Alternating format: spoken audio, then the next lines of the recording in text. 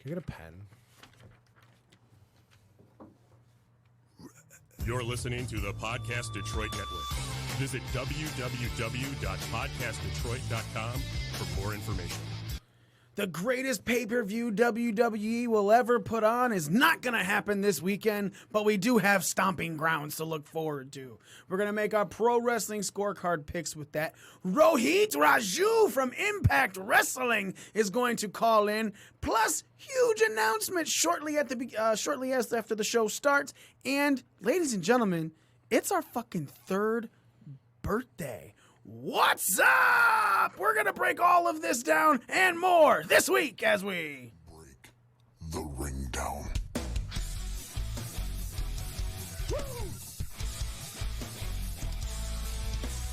You don't know what hard times are, Daddy.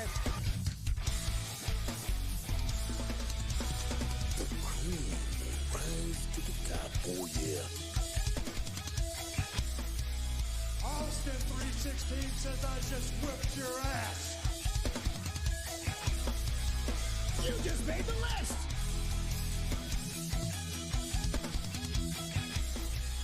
This right here is a family. Hey, this is professional wrestler and professional podcaster Colt Boom Boom Cabana. My name is Killer Cross. This is The Smoke Show, Scarlett Bordeaux. What's up, guys? The After Machine, Brian Cage. This is Ryan from Pro Wrestling Tees. Sadly, you are not listening to The Art of Wrestling, but you made a decent choice because you're listening. You are now listening to... And you're listening And you're listening to You listen to Breaking Down the Ring. Breaking Down the Ring. Breaking Down the Ring. Breaking Down the Ring. Breaking Down the Ring. Break it down. Oh, it's true. It's damn true. Ladies and gentlemen, you are listening to the most inappropriate pro wrestling show that is 3 years old in the motherfucking world. You're listening to Breaking Down the Ring, and we are your ring crew. Nick the Spick. Smitty. Whole fucking Joe. And me, the almighty one, Mikey himself, returning from vacation, and it was glorious. Even though I called in, it was still a good show. You guys did good, man. Nick's trying to beat himself up a little bit. There's obviously little nitpicky things that you can find. But, look, overall, I thought you guys did a great job. I'm really proud of you. And I can't wait to leave you and let you guys do it alone again. More. Yeah. Yeah. Do it. Nick, it was a shit show. It really Don't was. listen to Mike.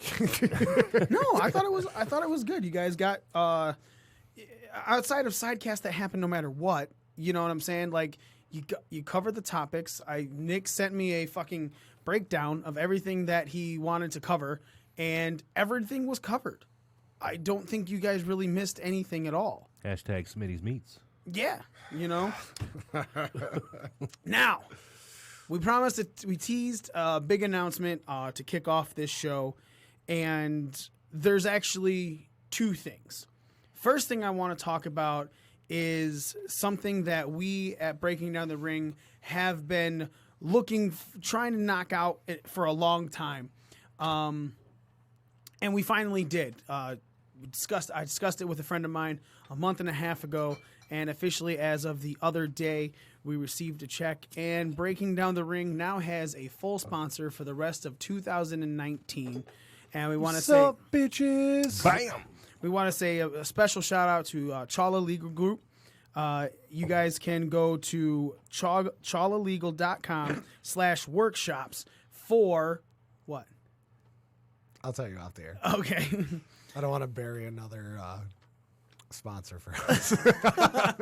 Well, we're not even so. So check it out, man. Here's what they do for you. Chala Legal Group is an estate planning law firm. And what that means is for an estate, look, you hear estate, a lot of people start thinking uppity people like, oh, we're going to have an estate sale. The people that have estate sales have a fuck ton of money.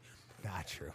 But that's what it is it's not true. But the strong overall majority of people, when they hear that, they think, oh, someone's got money. But the fact of the matter is, you know, if you so we have a little breakdown for it. If you have assets that you can lose, you know, but you can't afford to lose them, that's an estate to you. You know, you have a family member requiring special care, long-term care, in-home care, you know, nursing facility. That's part of your estate. a family member with special needs. It's part of your estate. A blended family, a former spouse, or you got remarried. That's an estate that you're looking to have covered. You're single, but you want to protect your family. An estate. Dude, it doesn't matter. You could have a net worth of $4,000 up to $40 million, and you still have an estate, you know? So if you're in the Metro Detroit area, what we're trying to say is you need to protect this stuff. And you can check out everything that you need to check out for this for free if you go to chawlalegal.com/workshops. That's CHAWLALEGAL.com/workshops. Or you can call 586-273-7157, and you can talk to our good friend Dinesh Chawla with Chawla Legal Groups, and he will help you set up everything and protect it. It is a free estate planning workshop. He does it once a month. But here's the thing. He is not trying to do anything that is in a seriously expansive type thing. What he's trying to do is he's making it very personal. So he has 6 seats every month where he discusses the things with you. All right. So you have to be one of the 6. Again, you go to chawlalegal.com/workshops, or you give a call 586-273-7157, and you can set yourself and get a seat in that workshop, and you can protect everything that you have built your entire life or are just starting to build in your life, and you will have it protected and saved. What's the worst that can happen if you just get advice for free? Free advice is the best advice, because then you can choose where to go with that. So again, Chawla Legal Group, you have no microphone. Chawla Legal Group. chawlalegal.com/workshops, or call 586-273-7157. And thank you again for Chawla Legal Group for sponsoring us the rest of 2019. Hi, Smitty. Hi. Hey, guys. I'm Z's here. What up, Z? That's their fucking tag team name, Smitzy. Smitzy. Yep. That sounds like a stripper group. Fuck. I mean, if it makes you feel better, you show up on time every week. Well, I got a lot of work late because of fucking party. No one cares. Yep. No. Sidecast. Now, that being said, that was one of 2 announcements. The second one is we're going to be applying for a vendor position, vendor spot at StarCast 3 in Chicago for the all-out festivities weekend. Hopefully, we are going to get this. We're going to try and put this application in over the weekend. And with that, that will mean that you might be able to come see your boys breaking down the ring at StarCast 3. Shit. Labor Day weekend in Chicago. Come say hello. BDR running wild. That's what we do, baby. That's what we do. Speaking of BDR running wild, BDR Mania is up at ProWrestlingTees.com. Go to ProWrestlingTees.com/BDRcast. You can get our brand new Breaking Down the Ring shirt. That bitch is fucking pretty. You're welcome. Fucking pretty. Now, let's get into some fucking shit. We have Rohit Raju from Impact Wrestling calling in tonight at 10:30 p.m. I don't know who that is. Formerly known as Hakeem Zayn. I know who that is. The Mad Dragon Hakeem Zayn. Mother calls him son because he shines like one. I remember all of this stuff. Rohit was I drink too much. Rohit was our first ever interview that we've had on Breaking Down the Ring. So for our third anniversary, he's going to be calling in, and we're going to catch up on him. Because, man, the last time he was on the show, he was doing stuff with Impact, but he had not gotten an Impact contract. Now he's a signed Impact professional wrestler. He's fucking working with Impact Wrestling. The Desi Hit Squad. Hell yeah. So we're going to talk to him. He's calling at 10:30, which means normally we do our WWE's Pro Wrestling Scorecard picks on later in the show. We're going to be doing that a little early today. But let's go into some things, man. First and foremost, boys, how'd you feel about WWE this week? Hey, look at that. Nick, we'll start with you.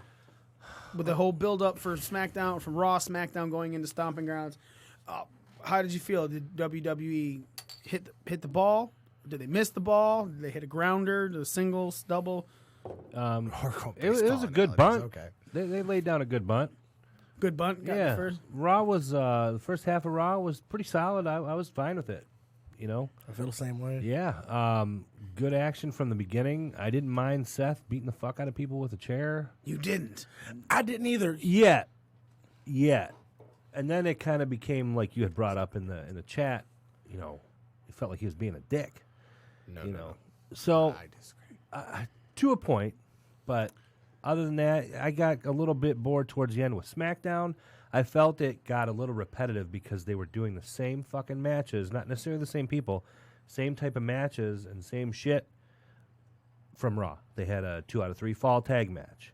They had, the same fucking Firefly Funhouse. Off the top of my head, they did another match that was the same exact shit they did on Raw. Well, hold on. With the Firefly Funhouse, it's whatever they play on Raw, they play on SmackDown. Oh, sure. Every week. I mean, that's just you get one a week. You can decide to either take a piss or watch it again.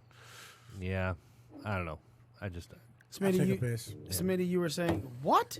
Oh, no. Before we go to that, you saying that you were were okay with Seth Rollins? I was okay with the Seth thing because, like, for so long we made the babyface look like, oh, why did this person do this to me? No babyface actually takes action against a heel before something happens. And the only face he beat up was the B team. Yeah, like on Raw's fucking EC3. EC3. He got EC3. Over. He had EC3.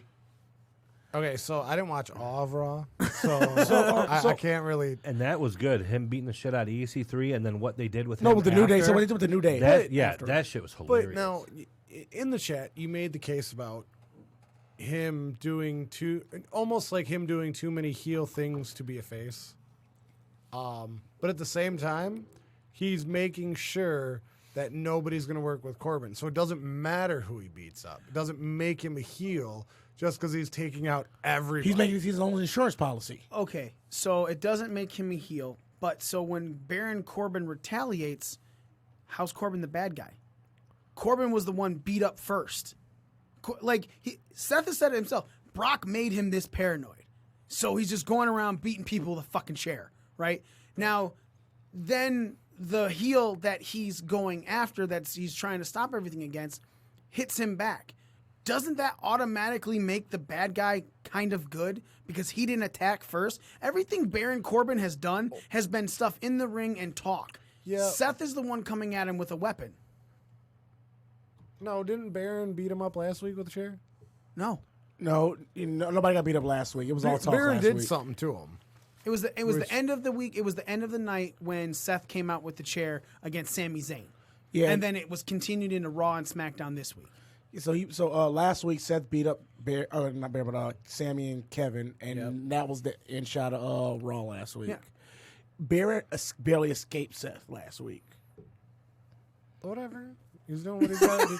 Doing what he's got to do to keep his championship. Plus, maybe some things are getting through to Vince, and they're. You can't make a babyface like idiots. Well, no, but maybe they're floating away from like baby and heel, like kind of like AEW in a sense where you don't really have them right now. You just have a lot of really good talent that is wrestling. So you can do the face challenging the face in that situation because they are so small. But better let the fans decide who's a face and heel. Yeah, sure. But what? And Corbin will still be a heel. Yeah. You're saying but. And then Smitty cut you. That was too many words ago. I don't remember. I drink a lot too, but Joe, you've been kind of quiet. What are you thinking about this? I don't know. I mean, yeah, the first half of Raw was all right, but I'm just so uninvested in the product right now. I just don't even care at all about it.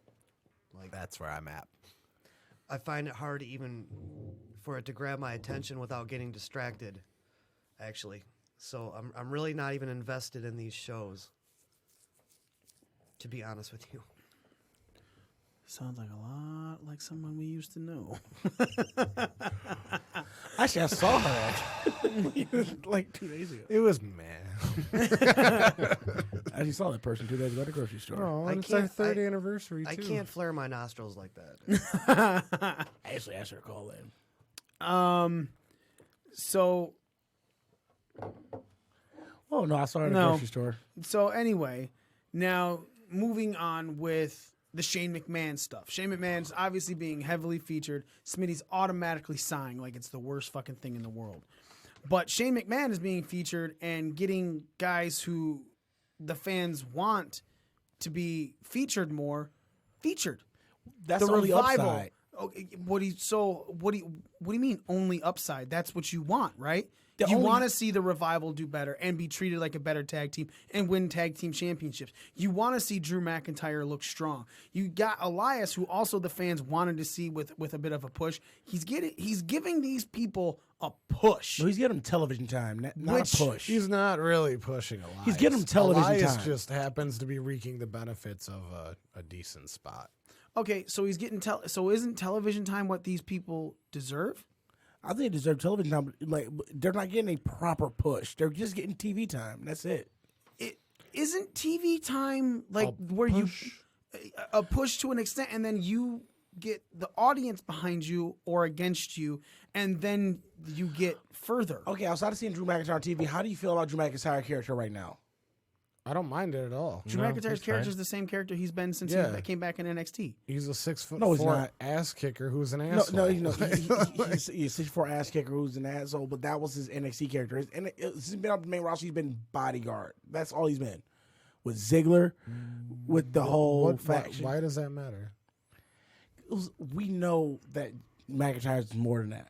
Right, and they're waiting for their time to pull the trigger on that. Like, I don't see a problem with what he's doing now, because even though he's not going for a championship, I don't care about the championship. Like, what is your problem? He's with Shane McMahon. He's in a huge spot. He's facing Roman Reigns. Like, what other than him holding a championship? What more do you want? Give him some real momentum, not just being a hired fucking gun. Give him what? But he goes over on okay, so Roman went over at Mania. Now Drew goes over at Stomping Grounds, and that gives Drew all the momentum he needs. Yeah, only because of the fact, but they're not gonna mention why. But what? They're not gonna mention the Shield with Ambrose going. What does that have to do? The momentum, like story-wise momentum, like what momentum? Like his momentum was already halted when Reigns beat him at Mania. Not really. What has he done since Reigns beat him at Mania besides joining with Shane McMahon?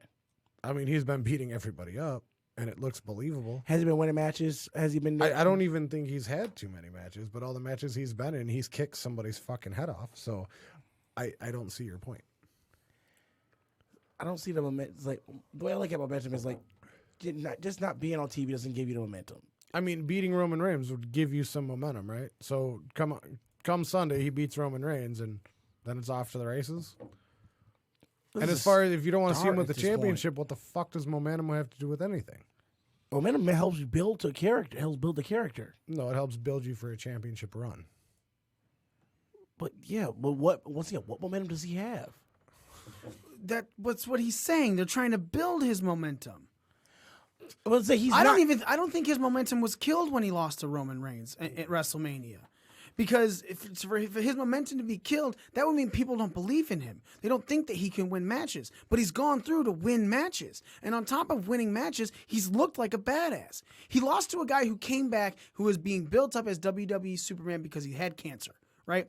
I am not in agreement that he should have lost. I'm going to say that right off the bat because I'm not going to have an argument where Roman should have won this. I think that Roman should not have won this. But I also understand that WWE is building this guy as their next as their main Make-A-Wish guy. The guy who's going to get the kids in more than Cena because he's already at a point where any Make-A-Wish kid who has cancer fucking wants Roman Reigns. So what do they have to do?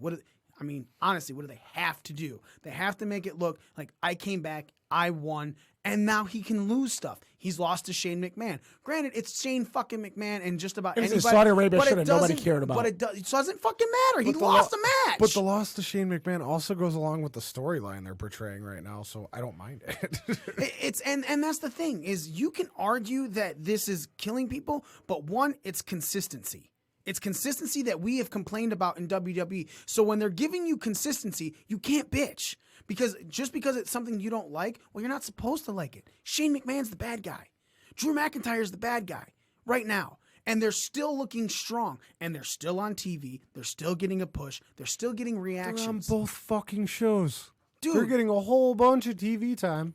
Yeah, Seth Rollins. This was the first time he was on SmackDown Live in fucking how long? Almost 6 years, almost. Yeah. Jake. You notice the more shit they try and do to make the ratings go up, the lower the ratings get. And I'm not going to argue that. We'll go into that because we have obviously a conversation about Raw's ratings. But so, Smitty, you're saying that these guys aren't getting pushes. You're saying that you want them in better spots. Name a better spot Drew McIntyre could be in right now. Say right now, he can still be like I can see him like actually in an actual feud with Braun Strowman, probably with Braun Strowman, and who was getting hit, but that's another guy whose momentum has already been killed. Hold on, so you want to see him in a feud with Braun Strowman, and you think that is a bigger spot than the spot he's holding now?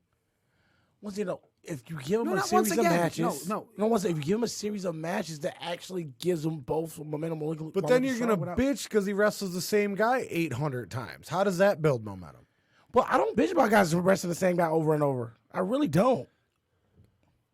Who's the last person I bitched about wrestling? So you want him in a match with? I want to see him in a series of matches with Braun Bill Strowman. Like best out of 7 with Cesaro. That's what Smitty wants to see. I'm just saying in general, just a set of series of matches where he's building momentum, just like we saw in the night, even in the New Gen era. Didn't he just beat The Miz? Okay, he beat The Miz after The Miz. Who did The Miz beat first? But you want him to go on a winning streak, but then you're mad about the people he's beating. Like I just don't understand. It doesn't make McIntyre look better. It makes Shane look better as a heel. How does that make Shane look better if Drew McIntyre wins a match? And then kicked his Because head the way off. it's going. Okay, so you talk about SmackDown last week when he beat The Miz. Okay, The Miz went against Elias, hold right? on. Think of it this way, real quick. I'm going to put it in a completely different perspective. Wait, hold on. I want him to get his point out before we keep cutting him off. Because you talk you guys talk about story consistency in story, literally. This whole hired gun thing, I don't think it does anything for McIntyre or the Revival. Well, the Revival, yeah, because they didn't want to do a shit with the Revival beforehand. McIntyre had momentum going into WrestleMania. He beat both Rollins and Ambrose clean. It's like when you put him against his Roman, I get your whole point, Make-A-Wish, cancer, blah blah blah. Fuck it, I'm insensitive. Fuck it. Make-A-Wish, cancer, blah blah blah. Roman's needs to go over. That's WWE's mindset. He's got to be Superman because he's got cancer and cancer. WWE can beat cancer. He had cancer. He doesn't have it. He had it. Well, it's in remission. It's in remission, which means you still have it. Man on remission. But now, if you look at Shane McMahon as a manager instead of all these people, but he's not a manager. He's having as a performer. Smitty, let him talk. Caught that one. Yeah, I softly threw it. That's why.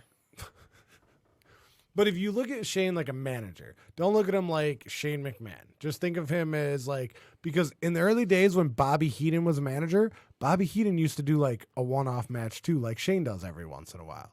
So now if you look at Shane McMahon like Bobby Heenan, and now you have your Drew McIntyre, and now you have the Revival in your faction, and you got this little stable going on, what exactly is wrong with the momentum they're building as a heel faction?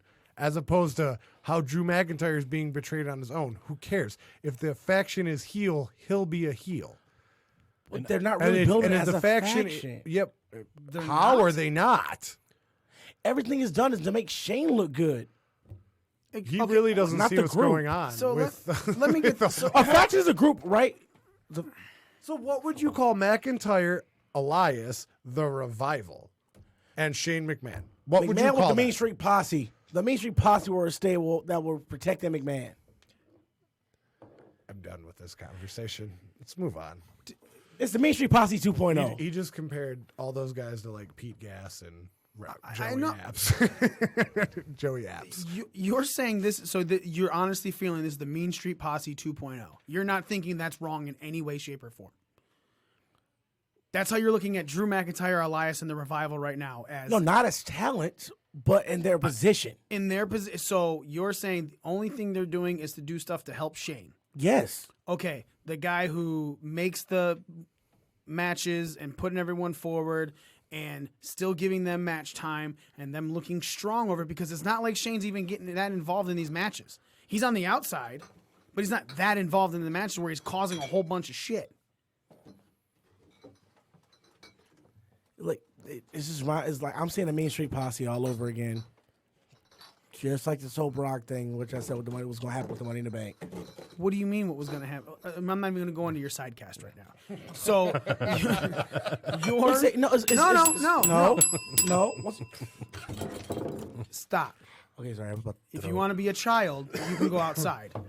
Oh, I'm just snatching the bell. You know, maybe if we get him drunk, which I probably need to be at this point. Then pour the shots. We got to do one anyway. So you're wanting these guys to have more TV time, win matches, be featured on pay-per-views and television consistently. Hold on. Let me finish. They're getting that, and you're upset because you don't like the way that they're being portrayed. That's more so a better way to put it. Okay. So really, it's just you're hating the heel style that they have them doing it. I don't get it. Well, because they're winning and they're looking good and they're looking strong in these matches, and it's guys you've wanted to see look better all of the time. Go ahead. Who would you consider to be the top heel in WWE right now? I mean, I can think of 3. Lesnar, probably.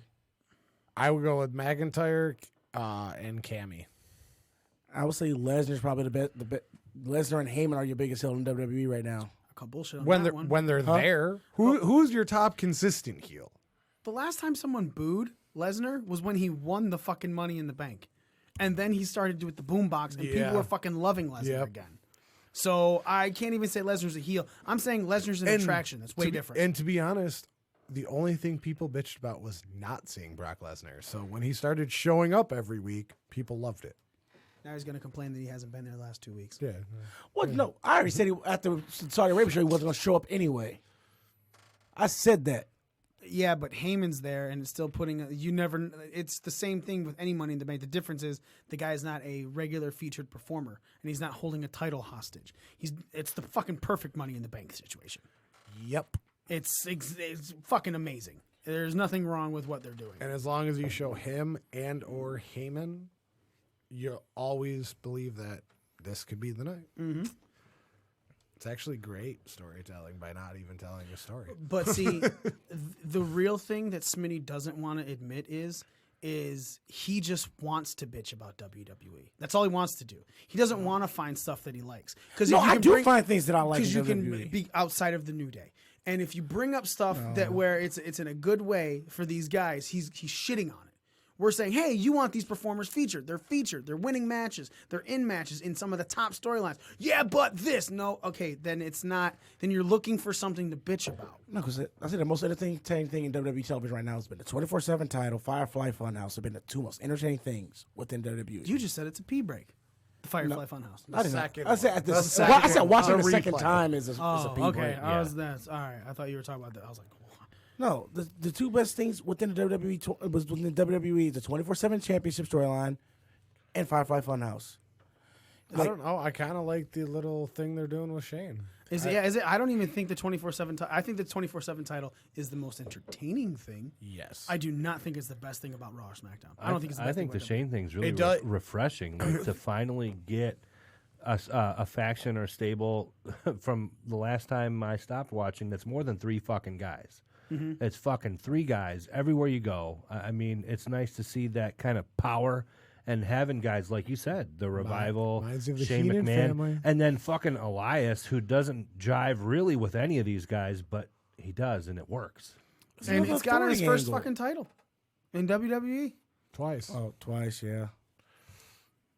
So, do you guys think tomorrow that R-Truth is going to interrupt Drake Maverick's wedding to get his title back? Do you like? Is that why okay? they're Well, we'll go into that in a minute. So, yeah, as far as I'm concerned, you want to bitch. No, I just don't like the way they're doing it. I just don't. I fail to find, like, they're on. Like, I'm done. They're on TV. You wanted them on TV. They're on TV. You're just not happy. That's finding a thing to bitch about. If you want to nitpick and shit, that's fine. Go ahead. But you're not going to get me to ever say that WWE is not trying. I'm not saying they're doing well, because outside of that main thing of anything involved in Shane McMahon and those 4 guys and who they're facing, the most that they have going for them is like you said, the 24/7 title, the Firefly Funhouse, and Kofi. But everything else, And they made Kofi they made the Kofi New Day like just complete jackasses on Monday. And I didn't like that either. how? So I get the whole comedy bit with the whole EC3 using them at the It's what they've always done. It's literally nothing different than what the New Day have ever done. But no, it seemed like they just putting a New Day on Raw just to put the WWE title on Raw. Okay, yeah, agreed. That's what they're doing because it's the main guy who's the most over in the company. If you're looking at your biggest draw, your biggest seller, the thing that people want the most, it's Kofi. It is. So then you can't. They're not doing it just for the WWE title. It just so happens They're doing it for Raw. No, the biggest thing in WWE is Kofi Kingston. Yeah. So that's why he's on both shows, not because he's WWE champion. Because he's WWE champion because he's the most over. You could argue that R-Truth is the second most over person. You're right. On both shows. And it's funny because they used to be a tag team. Yeah, they actually won tag titles. Exactly. And that's what they're doing. And are they doing... Because when that 24/7 title first started... We all shit on it. I was going to say, I shit on it more than anybody. I shit on it until the end of the episode when they started doing more with it. Yeah. And R-Truth having it has made the title. Like, this is one of those situations where somebody has made the title, and I will always think of the 24/7 as R-Truth's title. And I'm not upset what Drake Maverick's done on social media with it either. Thus far, dude, and that bit was funny as fuck, especially when he's driving away and he's like, "Wait, Carmella's getting married, and I didn't even get an invite." Like, that shit's funny, dude. So let's have a conversation about this now with the 24/7 title. So the 24/7 title on SmackDown, Shane said Miz had 10 seconds to find an opponent, partner for him to have a tag match with Elias and Drew McIntyre. Truth, trying to sneak out from under the ring, was trying to leave. Miz saw him at the 2 seconds left mark and said, "Awesome Truth is back in Ontario for the first time." Truth, first one eliminated. Fucking everyone runs down. Who grabbed the fucking title and just started? Shelton Benjamin grabs it and just run like that was. And they're like, nope. So Truth grabs it. He takes off out of the ring. Later in the night, was it a WWE.com exclusive? WWE.com exclusive. It was. No, it was later at night. It was later that night. They you're talking about when he saw Carmella? Yeah, when he saw Drake. They cut back to it on there. And then, so it was on TV and then it'd be okay. And then on so the website. I saw Truth was running out. Truth was running out, and he saw he's like, he got his driver. He goes, "You're a referee and a driver?" And the guy's like, "Yeah." Well, you and missed then, the Carmella waving part. Yeah. No. So then Truth turns around because Carmella was waving to him, and he goes, "Damn, Carmella, you look like you got shorter." Rips off the fucking head wig and the hat, and it's Drake Maverick. And as Truth is trying to run into the car, the SUV, Drake rolls him up, his fucking titty pops out, and you get a 1, 2, 3 from the referee. But you get a dirty pin in a parking lot, which was amazing. Yeah, because he put his feet on a fucking on a footrest. And he fucking hopped in the car, stole the ref's car, and drove off as the 24/7 champion, yelling, "I'm getting married and I'm the 24/7 champion." And then Truth goes, "Carmella's getting married and she didn't even invite me." Damn. So, again, can you find anything wrong? Okay, Joe, even you. Can you find, because it's obviously supposed to be just funny, comedic stuff. Can you find anything wrong with this 24/7 outside of the belt? No, it's they're getting way more out of it than I or anyone probably ever expected. They're getting a lot of mileage out of this thing, and it's like somebody said, it is probably one of the more entertaining segments on the show. Yeah, so the 7-Eleven European Television Champion. I don't think there's much more they could be doing. They're getting a ton of mileage out of it. We took a week off last week to prep for our 3rd-year anniversary show, get some things together, and things even happened then. Jinder Mahal, pinning R-Truth on the tarmac before getting on a plane, and then Mahal being pinned because he was asleep, and Truth getting hiding out in the title bathroom. back. So they're just doing so many things with this, so many good things with this. Nick, when you're watching, is it something that you're looking forward to each episode of Raw and SmackDown? A little bit. See how they're doing it? Yeah, I wasn't at first because I didn't know how far they would take it. But now that I see that it's legit, they are for real 24/7, and they make it happen when there's not a show on. And, you know, Thursday morning at fucking McDonald's, somebody got pinned or whatever, and you see the video. And, you know, I'm obviously making shit up, but that definitely holds my interest. And like Z said, I don't think I'll ever look at that title without thinking, obviously, R-Truth first. And I think that's really good for his character. Yeah, I'm happy with it. You know, I like where it's going. Brian Alvarez from the Wrestling Observer. I want to pull up his tweet real quick because he said something that I took exception to because it's about the 24/7 situation with the belt. He said, let me scroll to it real quick, that one, he was not impressed with it. He said he wasn't a fan. He goes, WWE Creative needs to watch 2000 WWF. The hardcore title stuff is so much better and more creative than what they're doing with the current 24/7 title that it's not even funny. Start with the show 19 years ago this week. He goes, actually, it would behoove them to watch the entire show. He goes, what was excellent was the idiotic. What was not excellent was the idiotic 24/7 title stupidity. The belt is on the line anytime, anywhere, except when someone is wrestling. Well, that's sometime, somewhere. It's... Who farted? That's your phone going off like that? Yeah. Hey, dude, your fucking phone's got gas.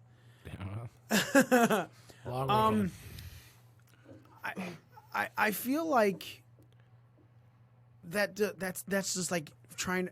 It's the Smitty WWE situation. You're trying to find something to bitch about. No, because something good. So it made sense when Shane did it for Elias, just for like a heelish thing. Mm-hmm. When they did say during that tag match that R-Truth's title wouldn't be on the line, I was like, well, that's kind of fucked up because when you're doing it with a special case just for Elias, it buys into the whole heel thing they're trying to do. When you do it for everybody, it is kind of dumb because the title is supposed to be on the line 24 hours a day, 7 days a week. In that case, that means that title will get you protected from pinfalls to a certain degree. It's like if you're 24 champion, if it's on the line during a match, I feel like WWE will protect whoever's got that title from taking a pinfall at points to keep that title on them at the time being. He's saying that the person can't get pinned if they have the 24/7 championship, even if it's occluded with the... But that's the beauty of it. They would lose it. And then you just have them pin them somewhere else down the line. Yeah, but I think... But that makes it a hot potato... Well, I get it's supposed to be a hot potato title. I mean, I wouldn't bitch about it. I'm just saying I did catch that when they said it for R-Truth this week. It should just be on the line all the time. And if he's in a match, the only people that can pin him are in the match, period. See, I don't agree with that because then it becomes a clusterfuck during the match. It makes that match a clusterfuck because that match isn't what it's just supposed to be. And that's a match. I'm all right with if at the same time that title was immediately on the line. The second he was pinned, everyone showed up to fight for that title. Right. So it's not like they couldn't have another referee get a slide in, get a quick pinfall, and take already off. in there. But also his comparison to the hardcore title to this, that's kind of what I was expecting when they first unveiled this title and everything. I thought it was going to be like the hardcore title, which the hardcore title you actually had sanctioned matches, but they could go anywhere. Right. With this, it's defended everywhere. Like they're different because these aren't hardcore matches. These are just regular like, oop, I pinned you and now I'm running. Yeah. So they're two completely different titles. It's a PG version so of to it. compare them at this point is just kind of dumb. Because this isn't the hardcore title. I and agree. We're not doing hardcore and I agree that it's wrestling, not the so PG version of the hardcore title because it's just like you said, it is something completely different. It's more of almost like a social media title because now it's going to stream on YouTube and Instagram and try and draw those fans in. Zack Ryder, hop up on that then because I think he'd be the perfect next person to win it. Then if that's the case. I believe that they took what I feel made the hardcore. Like think about it. When that hardcore title became 24/7, when Crash Holly held it in 2000, when that hardcore title became 24/7 and people were defending it even in fucking monkey like DZ's Discovery Zone type things, you know, and in the ball pits and stuff like that. A lot of people back then were like, "This is getting too fucking hokey for this title." Now that it's like hilarious, people are like, "Wow, it's just the hardcore title again." No, it's the fun part of the hardcore title that they took away to make that hardcore title not hokey anymore. With a shitty debut, let's be very honest, it was a shitty debut. Mick cut a good promo, but when the audience was completely expecting one thing, they completely shit on it when they got the other thing. That title belt did not help anything because it was butt fuck ugly. Is butt fuck ugly. You're just kind of getting used to it. Yep. So the situation then falls in that this is not the hardcore title. It is an element of the last iteration for the hardcore title that they took out of it, and now they're just making it a fun belt, a fun, entertaining segment to try and take it back to something that just about everyone bitched about when it was happening is kind of bullshit because it's its own thing now, at least in my opinion, and I guess in your opinion as well, Z, but Smitty, you're just still seeing it as the PG hardcore title.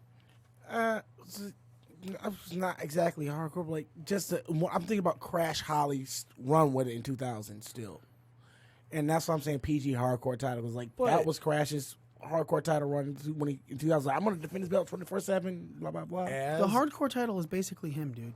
Dead. As a wrestling fan, how can you not, Joe? First thing that popped me all night. All right, Mike, I give you that one. Ron.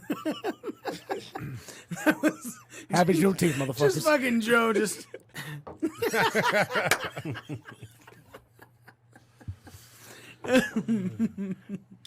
Yeah, thanks. Oh damn. There you go. but as a wrestling fan, how can you not like the title? Like, it's entertaining. Oh no, I'm not saying I then don't you like even it. get like I deep said I into don't like it. psychology where Drake Maverick is like a squirmish heel, and he uses a dirty pin on a Jeep fucking Cherokee Which part is to that? win the title. You missed the part that is my favorite part of WWE television right now. Oh, Is the my 24/7 title. I don't know. You were just bitching about shit you used to love too. So No, so, what you was about why I compare the 24/7 title to the old hardcore title is I literally compare it only because I need a pen. the best thing do about something. Yeah, I can't do that. I scribble too much. I'll take that. You guys can take Nick's. yeah. So Continue your talk. but I was in like it keeps reminding me of that because I think whenever I think the hardcore title, I think that 2000 Crash Holly run. The And one where he everything's- carried around the scale and he was a super heavyweight. No, I'm talking about when he actually had the hardcore title when he stopped carrying the scale. So that's what I'm like. That's why I keep thinking of it as the PG hardcore title because I look at that and I see what Truth has done with it, and I see remember what Crash did, and it's a good comparison for those runs there. Mm-hmm. And that's why I keep looking at it as the PG hardcore title until I see something different, which I don't think I'm going to see because of this era of wrestling. That's the way I'm keeping looking at it. But okay, the only way you're going to see something different is if it becomes more hardcore. So then it's the hardcore title. So that's what I'm saying is you can't refer to it as the PG hardcore title. Well, the hardcore champions, do you really kind of come to memory besides Foley, who's Big the original? Boss Man. Really? As a hardcore championship? As a hardcore champion? And he beat Foley for it, right? Yeah, and he was like the longest actual reigning Yeah. hardcore champion. Then it became a hot potato title. Why wouldn't it? Fucking hardcore Holly had a run with that. It was his fucking. Crash? I would say Crash had a more notable run than. I'm not going to argue that, but I'm Hardcore talking. Holly But that's also Didn't when. Road Dogg have it? Yeah, Yeah, Road Road Dogg Dogg had a decent run with it too. Road Dogg had like 5 runs with it. Road Dogg's one of Road Dogg's good runs was when he was taking on Al Snow for it. And Outside. Al Snow Yeah, I won. just watched that the other day. Yeah, It was is that so when he good. pile drived him through the pallet? I was Yes. like, Yep. that was a Yep. good match. And yes, defended it all across the arena because it was hardcore. It just wasn't 24/7 at the time. But that's what I'm saying. We're not going to keep going into No, this. once again, it's like the 24/7. Like it reminds me of the Crash Holly run. That's it. So now I have to ask you a question, Nick. Heavy Machinery is getting some major TV time, and they're going to be fighting for the SmackDown Tag Team Championships at Stomping Grounds. How you feeling about this? I think it'll be a good match. I think finally give Brian and Rowan a little bit of competition, a little more. I mean, it's a good. They like match up well. I don't think Heavy Machinery is going to go over just yet. I could see, making reference to our scorecard, I could see them winning the match maybe by disqualification, but I don't think they're going to win the title. Good old just DQ. Yet. Taking But a page out of Mikey's they're book. entertaining too. I like watching them, in the ring, and I'm excited to see that match. I like Heavy Machinery, Yeah. actually. Now, that's going to segue us into our Pro Wrestling Scorecard Stomping Grounds picks, ladies and gentlemen, because in about a half hour, Impact Wrestling's Rohit Raju will be calling in. We'll have a conversation with him. If we don't get all the way through our scorecard, we will continue our scorecard after he calls in. He's going to talk to us for about 15, 20 minutes, have a nice little conversation. And then we'll go back into our Pro Wrestling Scorecards post that.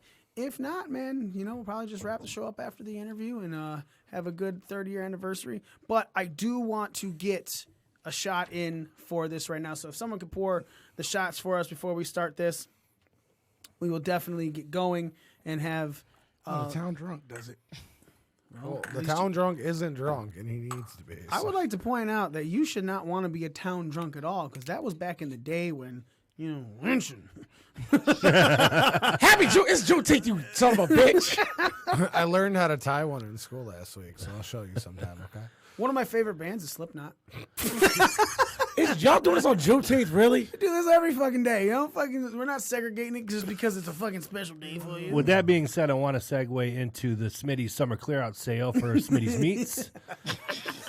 Father's Day just passed, and Get your daddy meat. Ain't no meat like Smitty's Meats. 65% off. That's a $2,722 savings. Enter the code Lynch at checkout for 20 extra % off. Don't leave your daddy hanging. Happy Juneteenth, people. Breaking news. but he would like a broken news. That's Smitty's favorite kind of news. Woo! Hey, Smitty, You're gonna have to stand up who's your and answer. favorite All Elite Wrestling wrestler? Is it Cody or is it Hangman? You've ever noticed I've never called him. I always call him Adam Page. That's fine. All right, boys. Happy 3 years. Honestly, Nick, thank you for coming in, being a part Thanks of the group. for bringing me on. I appreciate all you guys. To you other three sons of bitches, thanks for being in since the beginning. It's a pleasure doing this fucking show with you. I'm really happy we're doing this. I can't wait to see us do a 4th year next June. Teams. Cheers. Yeah, literally.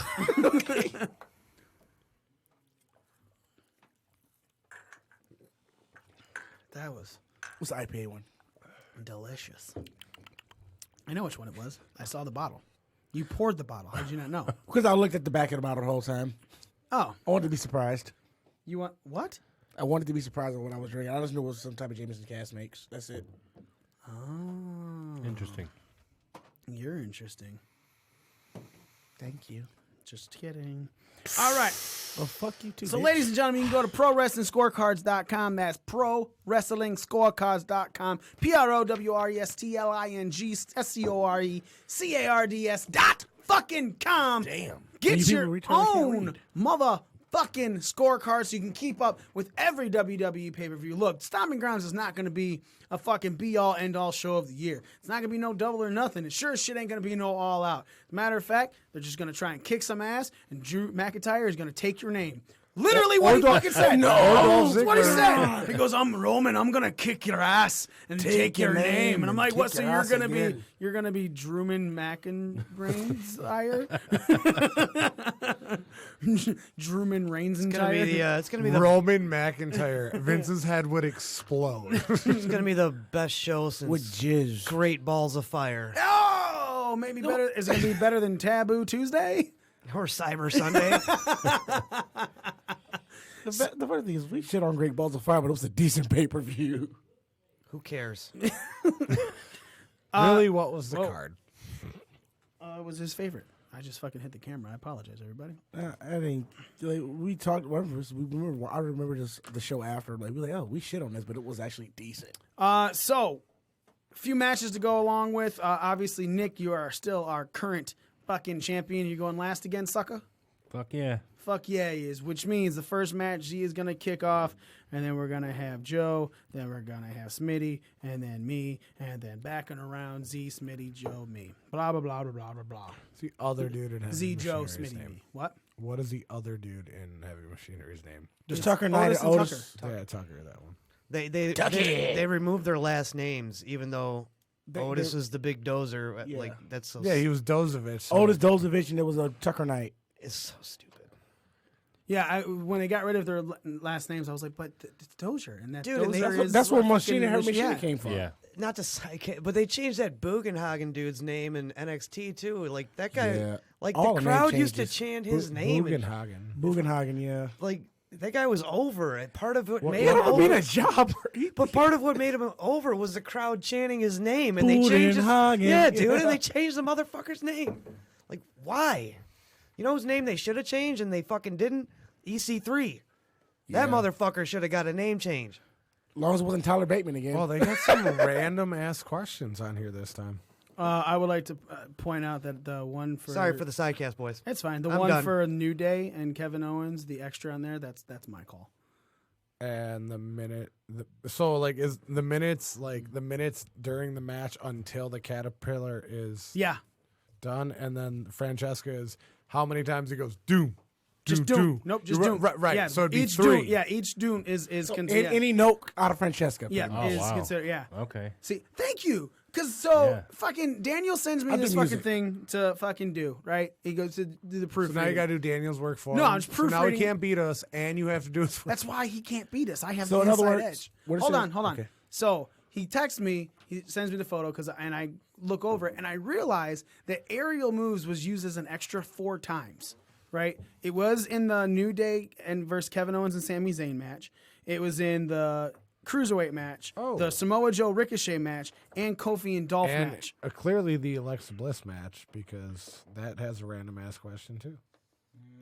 No, that's actually for what storyline is going off of. So I went to him and I was like, aerial moves for New Day and Kofi and Sammy. He goes, they all do stuff like aerial stuff. Like he's, Sammy with the fucking, not Sammy, Kevin with the frog splash, stuff they do. And I'm like, He also does a fucking. I go, yeah, but I was like, that's more like the 4th time. I was like, he was like, what would you prefer? And I was like, what about fucking trumpet sounds? That's the first thing I said. And I know it's a trombone, but I said trumpet. And he goes, no way. I said, dude, that's fucking previous. How often does he use that when he's in the match? I was like, quite often, actually, because they'll be outside doing stuff and he'll pick up his fucking trombone and fucking blast it in their unicorn face. stomps. Yeah. So it's happened. And he was like, all right, I'll throw it in for you. I was like, hell yeah, 3rd anniversary. You could even use like if Big E suplexes, because Big E uses a shit ton of bellies and shit. That's way too much to pay attention to. That. So I was hoping for something different, something we haven't seen on something, and that was my first call, and so he threw it on there. The coffee thing, is that what you're referring to for Alexa Bliss? Well, yeah, there's coffee has been spilled before. Like she fell in the coffee that one time, remember? Spilling the coffee. Yeah, she scooted into it on purpose. She's like, oh, I fell. Oh, it's over there. That would have been like if there's a coffee appearance. Scoot. She's only put in the coffee once throughout this whole story, though. But it's all about her shirt. It's all about coffee. She even has a fucking coffee shirt right now. Coffee So shirt. let's move forward. Roman Reigns versus Drew McIntyre. Singles match, 3 extras. Fall type. How many spears will there be, plus or minus 1? And will there be outside interference? Z, you're kicking us off. Drew McIntyre by pinfall, 1 spear, yes to outside interference. All right. Joe. I got Drew McIntyre going over by pinfall. Smitty, do you need something to write with? Yes, please. So do I. Two spears and yes to the outside. There's no pens in here. You're going to have to fucking write with something, unless someone goes on the outside, one of the other studios, and finds a pen. I'll find one. Smitty, give me your picks for it first. I still got Roman winning. 1 spear. Yes, outside interference. How is he winning? Pinfall. Okay. I have Drew McIntyre going over by pinfall, 1 spear as well, and yes to outside interference. Nick. Drew McIntyre pin 2 spears. And yes, downside interference. Hell yeah, baby. Up next is the New Day, Big E and Xavier Woods versus Kevin Owens and Sami Zayn. 4 extras in this. Fall type. Pin, count out, submission, or disqualification. Who makes the fall? Who takes the fall? And how many Francesca sounds are made? Again, just to repeat, each sound, so it is considered 1. So for every New Day rocks, that's considered 3. So if you think he's going to get 3 New Day rocks in, that means you're going to pick 9. If you think he's going to get 2 in, it's 6. If you think he's not going to get all of 1 in, well, then that's up to you. But again, most of these are going to be divisions of 3. All right? Joe, you're kicking this one off. All right, I don't have this written down yet, so, but I got New Day winning by pinfall. I'm going to say Big E makes the fall, Sami Zayn takes the fall, and go with 5 Francesca noises. So you have New Day by pin. New Day by pin. Big E makes the fall. Yep. Sammy takes the fall. Yes. And how many words the Francesca noises? Sorry. I just want to get you. I'm catching you up as you're writing it. I think I said 5. That's fine. You want still? You can make. You're writing it now, so 5. 5. All right. I do have a question. What's it's Francesca noises during the match. Yes. So from bell to Bell to bell. Okay. Yes, it's only in the middle of the match. Smitty. I also have the New Day winning pin by pin, Big E pin, Sami Zayn. I have 6. I think there's going to be 2 times where he plays those notes. All right. I have Kevin Owens and Sami Zayn winning by pinfall. Sami Zayn is going to get the pin over Xavier Woods. And Francesca sounds 6 as well. Z? I have the New Day winning by pinfall. Big E will make the fall. Sammy will take the fall, and there will be 0 Francesca sounds. All right. Up next, Me. Nick. New Day pin. Big E over Sami Zayn. I'm going with 10 because while there's 3 New Day rocks, there's always the So that's that's a good. That's ooh. Yeah. Oh, the elongated note. Mm-hmm. Ooh, look at you out here. Next match is Daniel Bryan and Rowan defending the SmackDown Tag Team Championships against Heavy Machinery, Otis and Tucky. The extras are 4 fall type, who makes the fall, who takes the fall, and minutes until the caterpillar/worm is executed. Plus or minus 1 for all of these numbers. If you hit it directly on, you get an extra 2 points. If you hit it within 1 minute, then you are getting yourself just 1 point. Smitty, you're kicking this one off. I have Daniel Bryan and Eric Rowan winning. Well, Rowan, not Eric anymore, but winning by submission. Bryan makes the fall, and Tucker takes the fall. And I'm going to say 8 minutes until the caterpillar worm. All right. I also have Daniel Bryan and Rowan going over by pinfall, though. Daniel Bryan making the fall, Tucky taking the fall, and 9 minutes until the caterpillar shows its face. Z. I have D-Bry and Rowan winning by pinfall. Bryan making the fall, Tucker taking the fall, 3 minutes until the caterpillar makes its appearance. All right, Joe? I got Daniel Bryan and Rowan pinfall. Daniel Bryan pinning Tucker in 7 minutes till the worm. All right. Nick. I've got Heavy Machinery by disqualification. It's a Mikey pick. No, that's later. Saw that one coming. Rowan's gonna do something.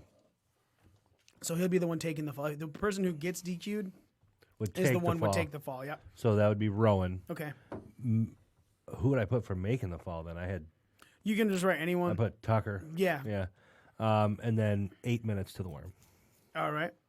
Next match is a triple threat match for the Cruiserweight Championship. Tony Nese defending against Akira Tozawa and Drew Gulak. 3 extras in this one. Fall type, who takes the fall, and how many aerial moves will there be, plus or minus 1. I'm kicking this one off.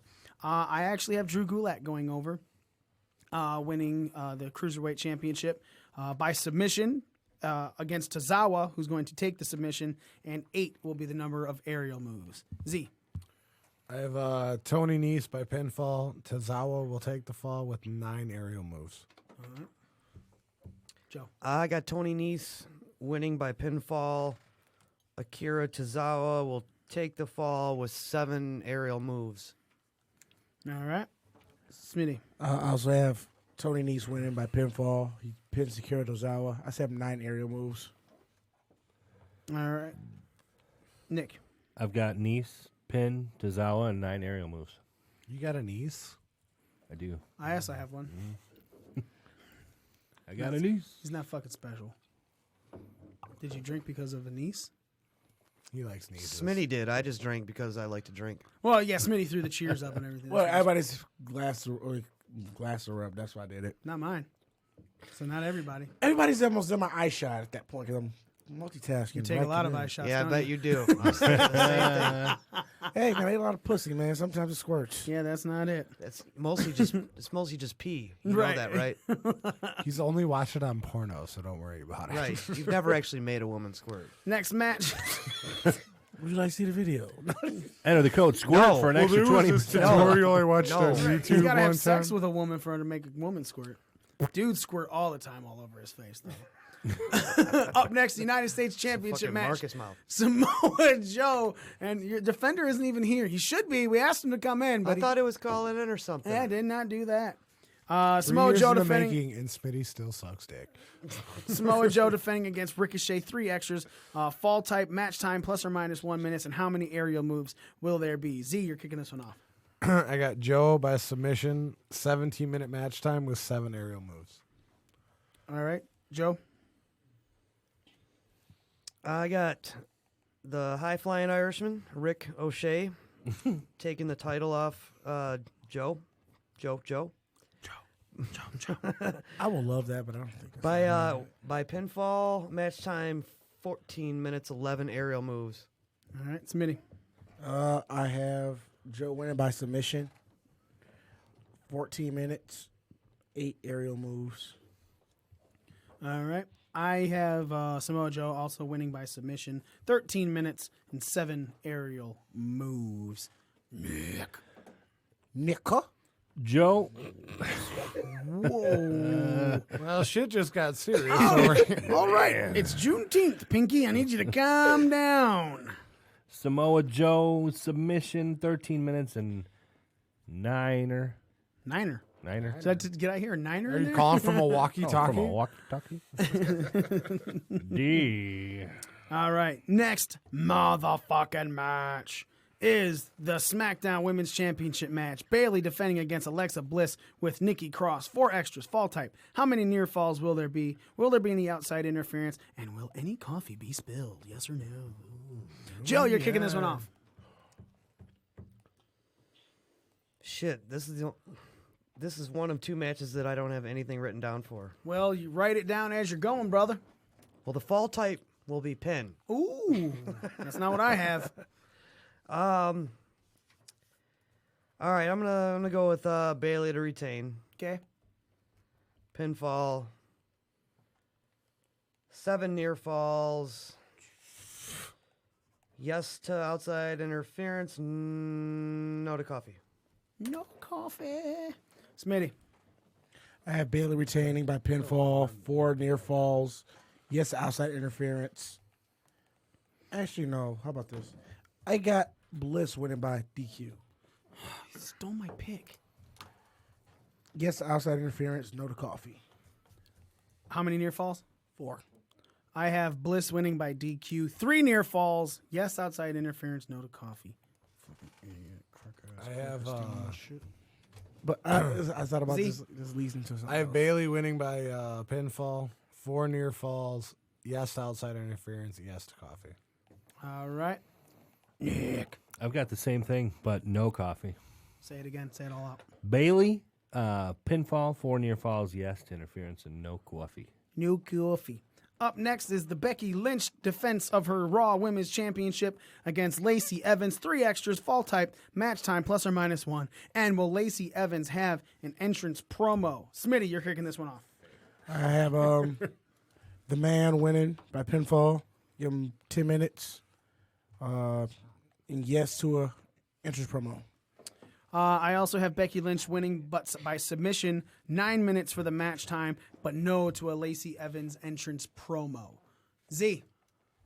I have Becky winning by submission, 15-minute match time with yes to Evans promo. All right. Joe. Yeah, I got Becky, submission, 12 minutes, and yes to the promo. All right. Nick. I've got Becky winning, submission, 14 minutes, and yes to the promo. All right. Next match is Kofi Kingston defending his WWE Championship against Dolph Ziggler inside a steel fucking cage. 4 extras, pin, submission, or escape. Match time ±1. Aerial moves ±1. And will there be a move from the top of the cage? Yes or no? I'm kicking this one off. I have Kofi Kingston retaining by escaping the cage after 19 minutes in the match. 5 aerial moves will be displayed. And no, there will not be a move from the top of the cage. Z. I have Kofi winning by escaping the cage. 25-minute match time, 5 aerial moves, and yes, there will be a move from the top of the cage. All right, Joe. Smitty, we open that door. I got Yes, you. Kofi Kingston winning by pinfall. 22-minute match time. 11 aerials, and yes to the move from the top. All right, Smitty. I have Kofi winning by pinfall, 20 minutes, 6 aerial moves, yes to move from the top. Nick. Kofi winning by escape, 19 minutes, 6 aerial moves, and yes to a move from the top. Z, you about to say something? I'll get to it when we get to unscheduled appearances. Okay, so something different. All right. Next match, Seth Rollins defending the Universal Championship against Baron Corbin. 5 extras in this. Fall type. Who will be the special guest referee? How many near falls will there be? How many finishers will happen? And will there be a Money in the Bank cash-in at any time? Yes or no? Bell must ring, and you have to win or lose. It doesn't matter if you're choosing a win or a loss. Z, you're kicking this one off. All right, so I have Seth Rollins by pinfall with Heath Slater as the special guest referee. 3 near falls, 2 finishers. No, the Money in the Bank will not be cashed in. All right, Joe. I got Seth Rollins, pinfall. Brock Lesnar is a special guest referee. I was thinking maybe that. Yeah, me too. 7 near falls. I think that's too obvious. 2 finishers. Speaking of Mike, dude. Sorry. 7 near falls, 2 finishers. And yeah, I think Seth is gonna beat Baron Corbin, and then Brock's gonna cash in on him. All right. Smitty. I have Rollins winning. I have the special guest referee as Bobby Lashley. 4 near falls, 2 finishers, no to a cash in. All right. I also have Seth winning by pinfall.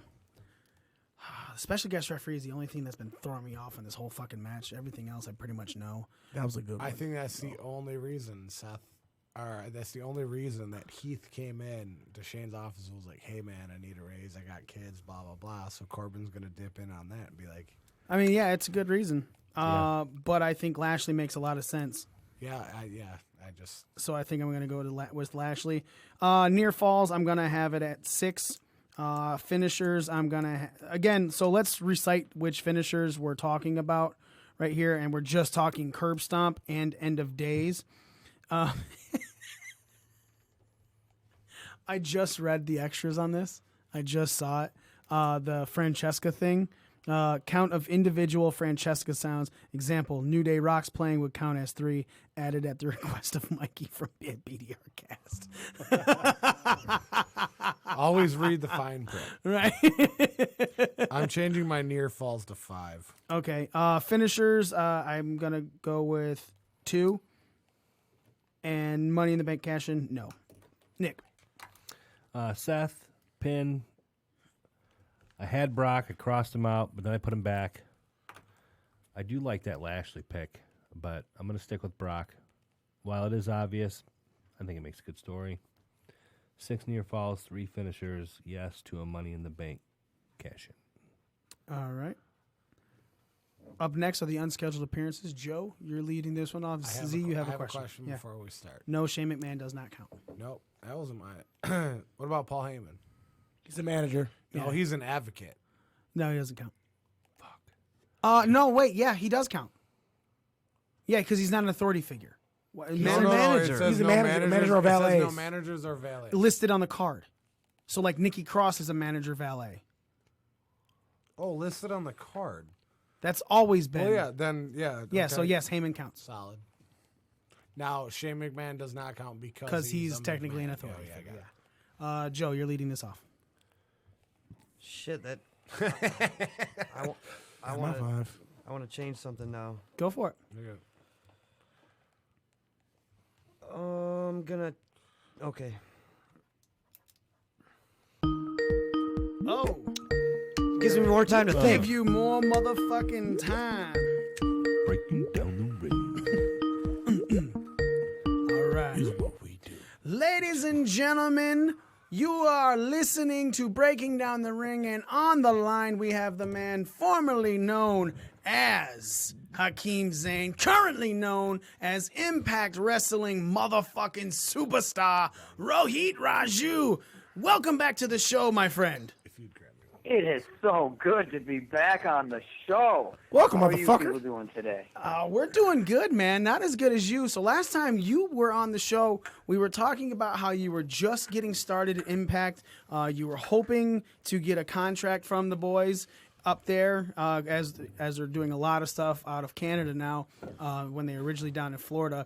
And you were hoping to get that contract, and motherfucker, you got that goddamn contract, dude. So congratulations officially on the show from us to it. Obviously, we have said it to you in person or over social media, but yes, from the show, congratulations on that. And how is it? How is it being in there in Impact? It's actually pretty cool. I'm a big fan of being there. It gets frustrating sometimes because I want more, I guess you could say. Mm-hmm. And but I've been pitching a lot of ideas, and they've actually been using a lot of ideas. And they've been handing me opportunities, and I've been crushing those opportunities. So I'm hoping that they obviously see that and realize that and start to move me up in the card, or at least move the team up in the card, or do something. And I've had conversations with the guys, so that's one of the most frustrating things sometimes is watching everyone else around you get, these mad pushes, or, they're getting merchandise and you're kind of stuck in the same spot, but you're just as good or different or offer something that they don't in return. So that, it's great being there, but it's also like any job, you're at the entry level, you're working your ass off to try to, move up the ladder. So that's pretty much what I'm doing right now. But the fact that I get to go, they fly me up to Mexico. I've wrestled in New York, all these places, and they're flying me there on their dime, and I'm getting a chance to wrestle. And then guys that I grew up watching on TV are my agents, and just shooting the shit with them. Sometimes it's kind of surreal. I got to pinch myself and be like, man, this is kind of cool, just going out late night in Philly at the sub place, hanging out with RVD and shooting shit with him, and then just weird stuff like that. It's like, man, this is neat. I didn't picture myself doing this a few years ago, but here I am. So, and hopefully there's a lot more. So speaking of like hanging out, shooting the shit and everything with RVD and stuff like that. So you said to yourself, there's a whole bunch of agents and everything like that, people that you've looked up to, but your ideas are being pitched to those same agents.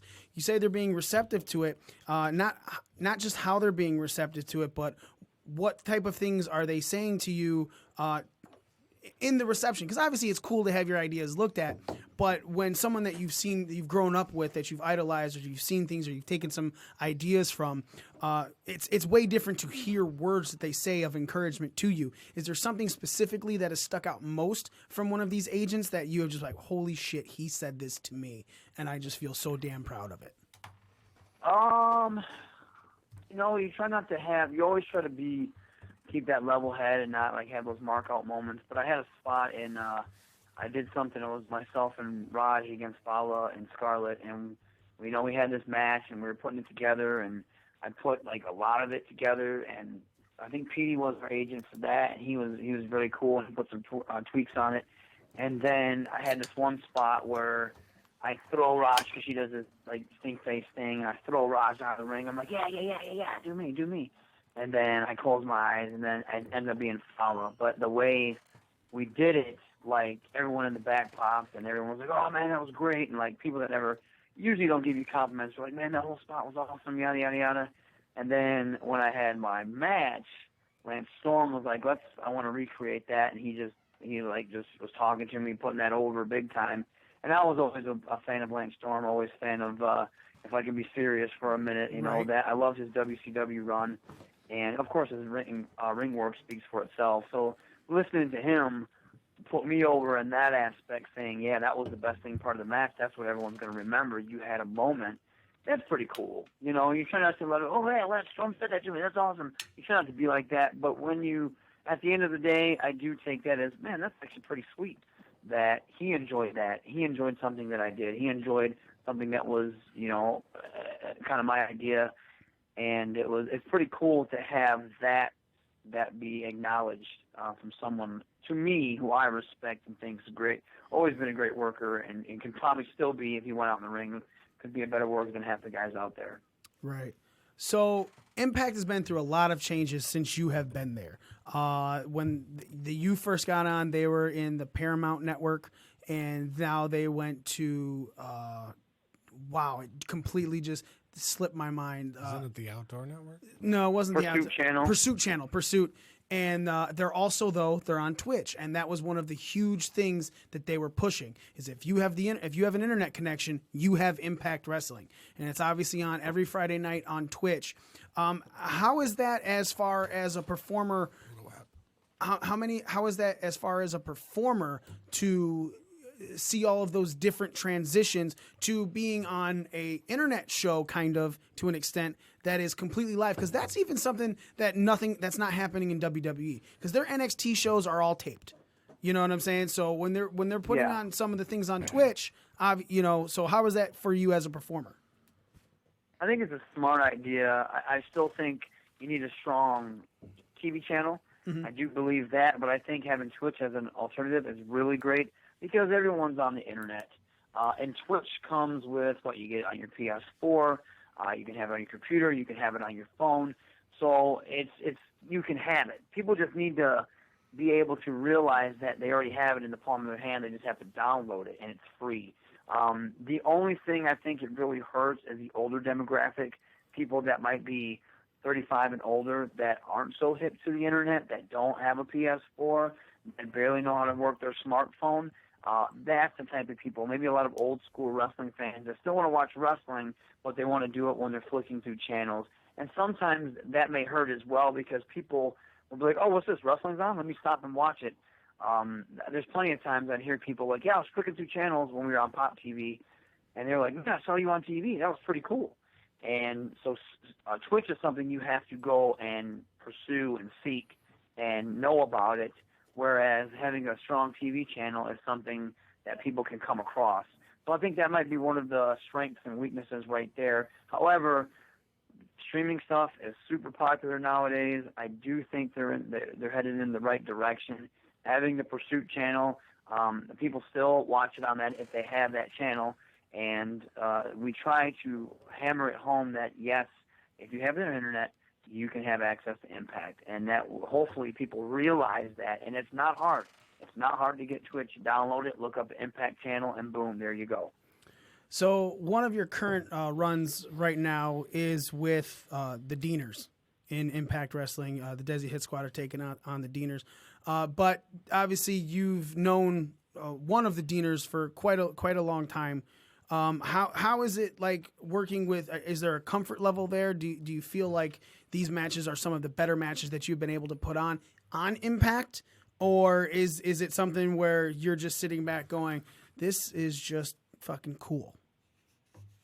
A little bit of A and B. Okay. I remember we had something.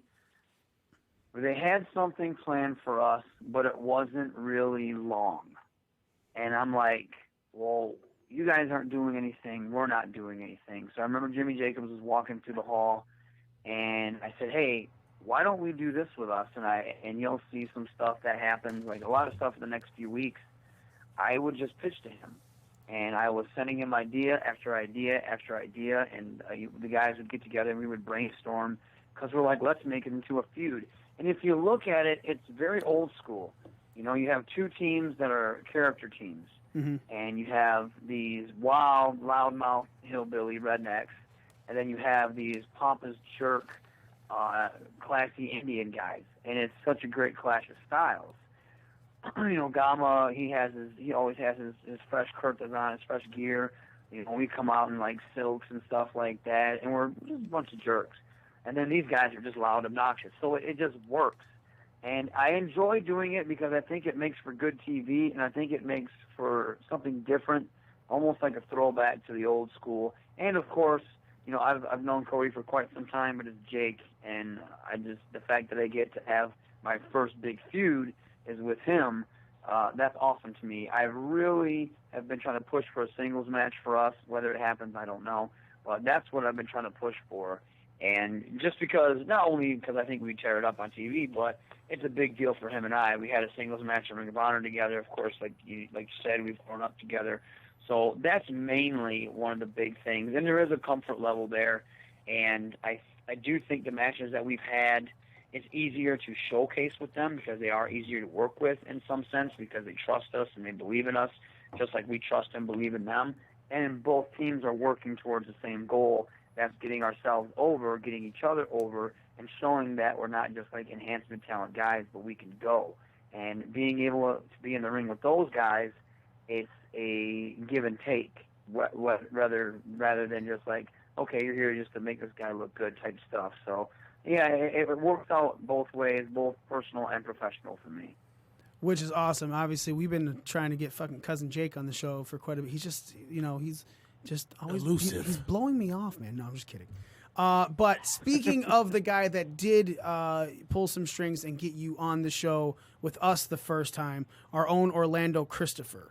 And you guys are having a match. I believe it's this Saturday. Lansing, Michigan, for American Lucha Libre, ALL. You're taking on Orlando Christopher, June 22nd, 2019. It's at the Fledge, 1800 Eureka Street, Lansing, Michigan. You guys can go to AmericanLuchaLibre.com, get yourself some tickets for this. When was the last time you wrestled, Mr. Orlando Christopher? I cannot remember the last time him and I were in the ring together. It's been way too long, especially, I think the last time we were in the ring together, it was like probably something up in Toronto for like some 3-man, 4-man scramble, or like 6 guys were in it or something like that. And I honestly can't remember the last time him and I had a one-on-one match, but I can't wait because we both have come so far. You know, I've grown. I can't wait to get in the ring with him and show him that I've grown. And we just have a certain type of chemistry, and it just works. It just works. And he's one of the guys when I was first coming up, he would watch my matches. He would pull me aside and critique me. He would want me to get better. He would push me to get better. And then we had some great, tag feuds. And we've just, every time we've gotten in the ring, it's been pretty good. And then when we had our matches at, XICW, our singles matches, our first one, we got so much heat for it. It was so funny. But it was so good. Like, the crowd did not, they stood up on their feet the whole match. And it was such a great match. And then the cage match was good. And we've, each time we've just gotten better and better. So I can't wait to finally get in the ring again. It's been way too long. And he's one of my favorite rivals, just like Jake, he's one of my favorite guys to be in the ring with. It's awesome. and I can't wait. And I think we're going to be the main event. I know this show is a very old school type of show, but it doesn't matter. You know, put us in the ring, we're gonna tear it up either way. Whether we go old school or just balls to the wall, it's going to be a good match. Would you suggest or say that Orlando then is probably one of your greatest opponents in the ring and one of the people that make you one of the better wrestlers? Obviously, you know, through training and, you know, helping you get better. But as in just people that you have wrestled with, would you put him in as your number one, maybe even just top three people that you wrestled against? Definitely top 3, top 5. Jake will always be my number 1 because that's just my homie, and every time we go in there, we crush it.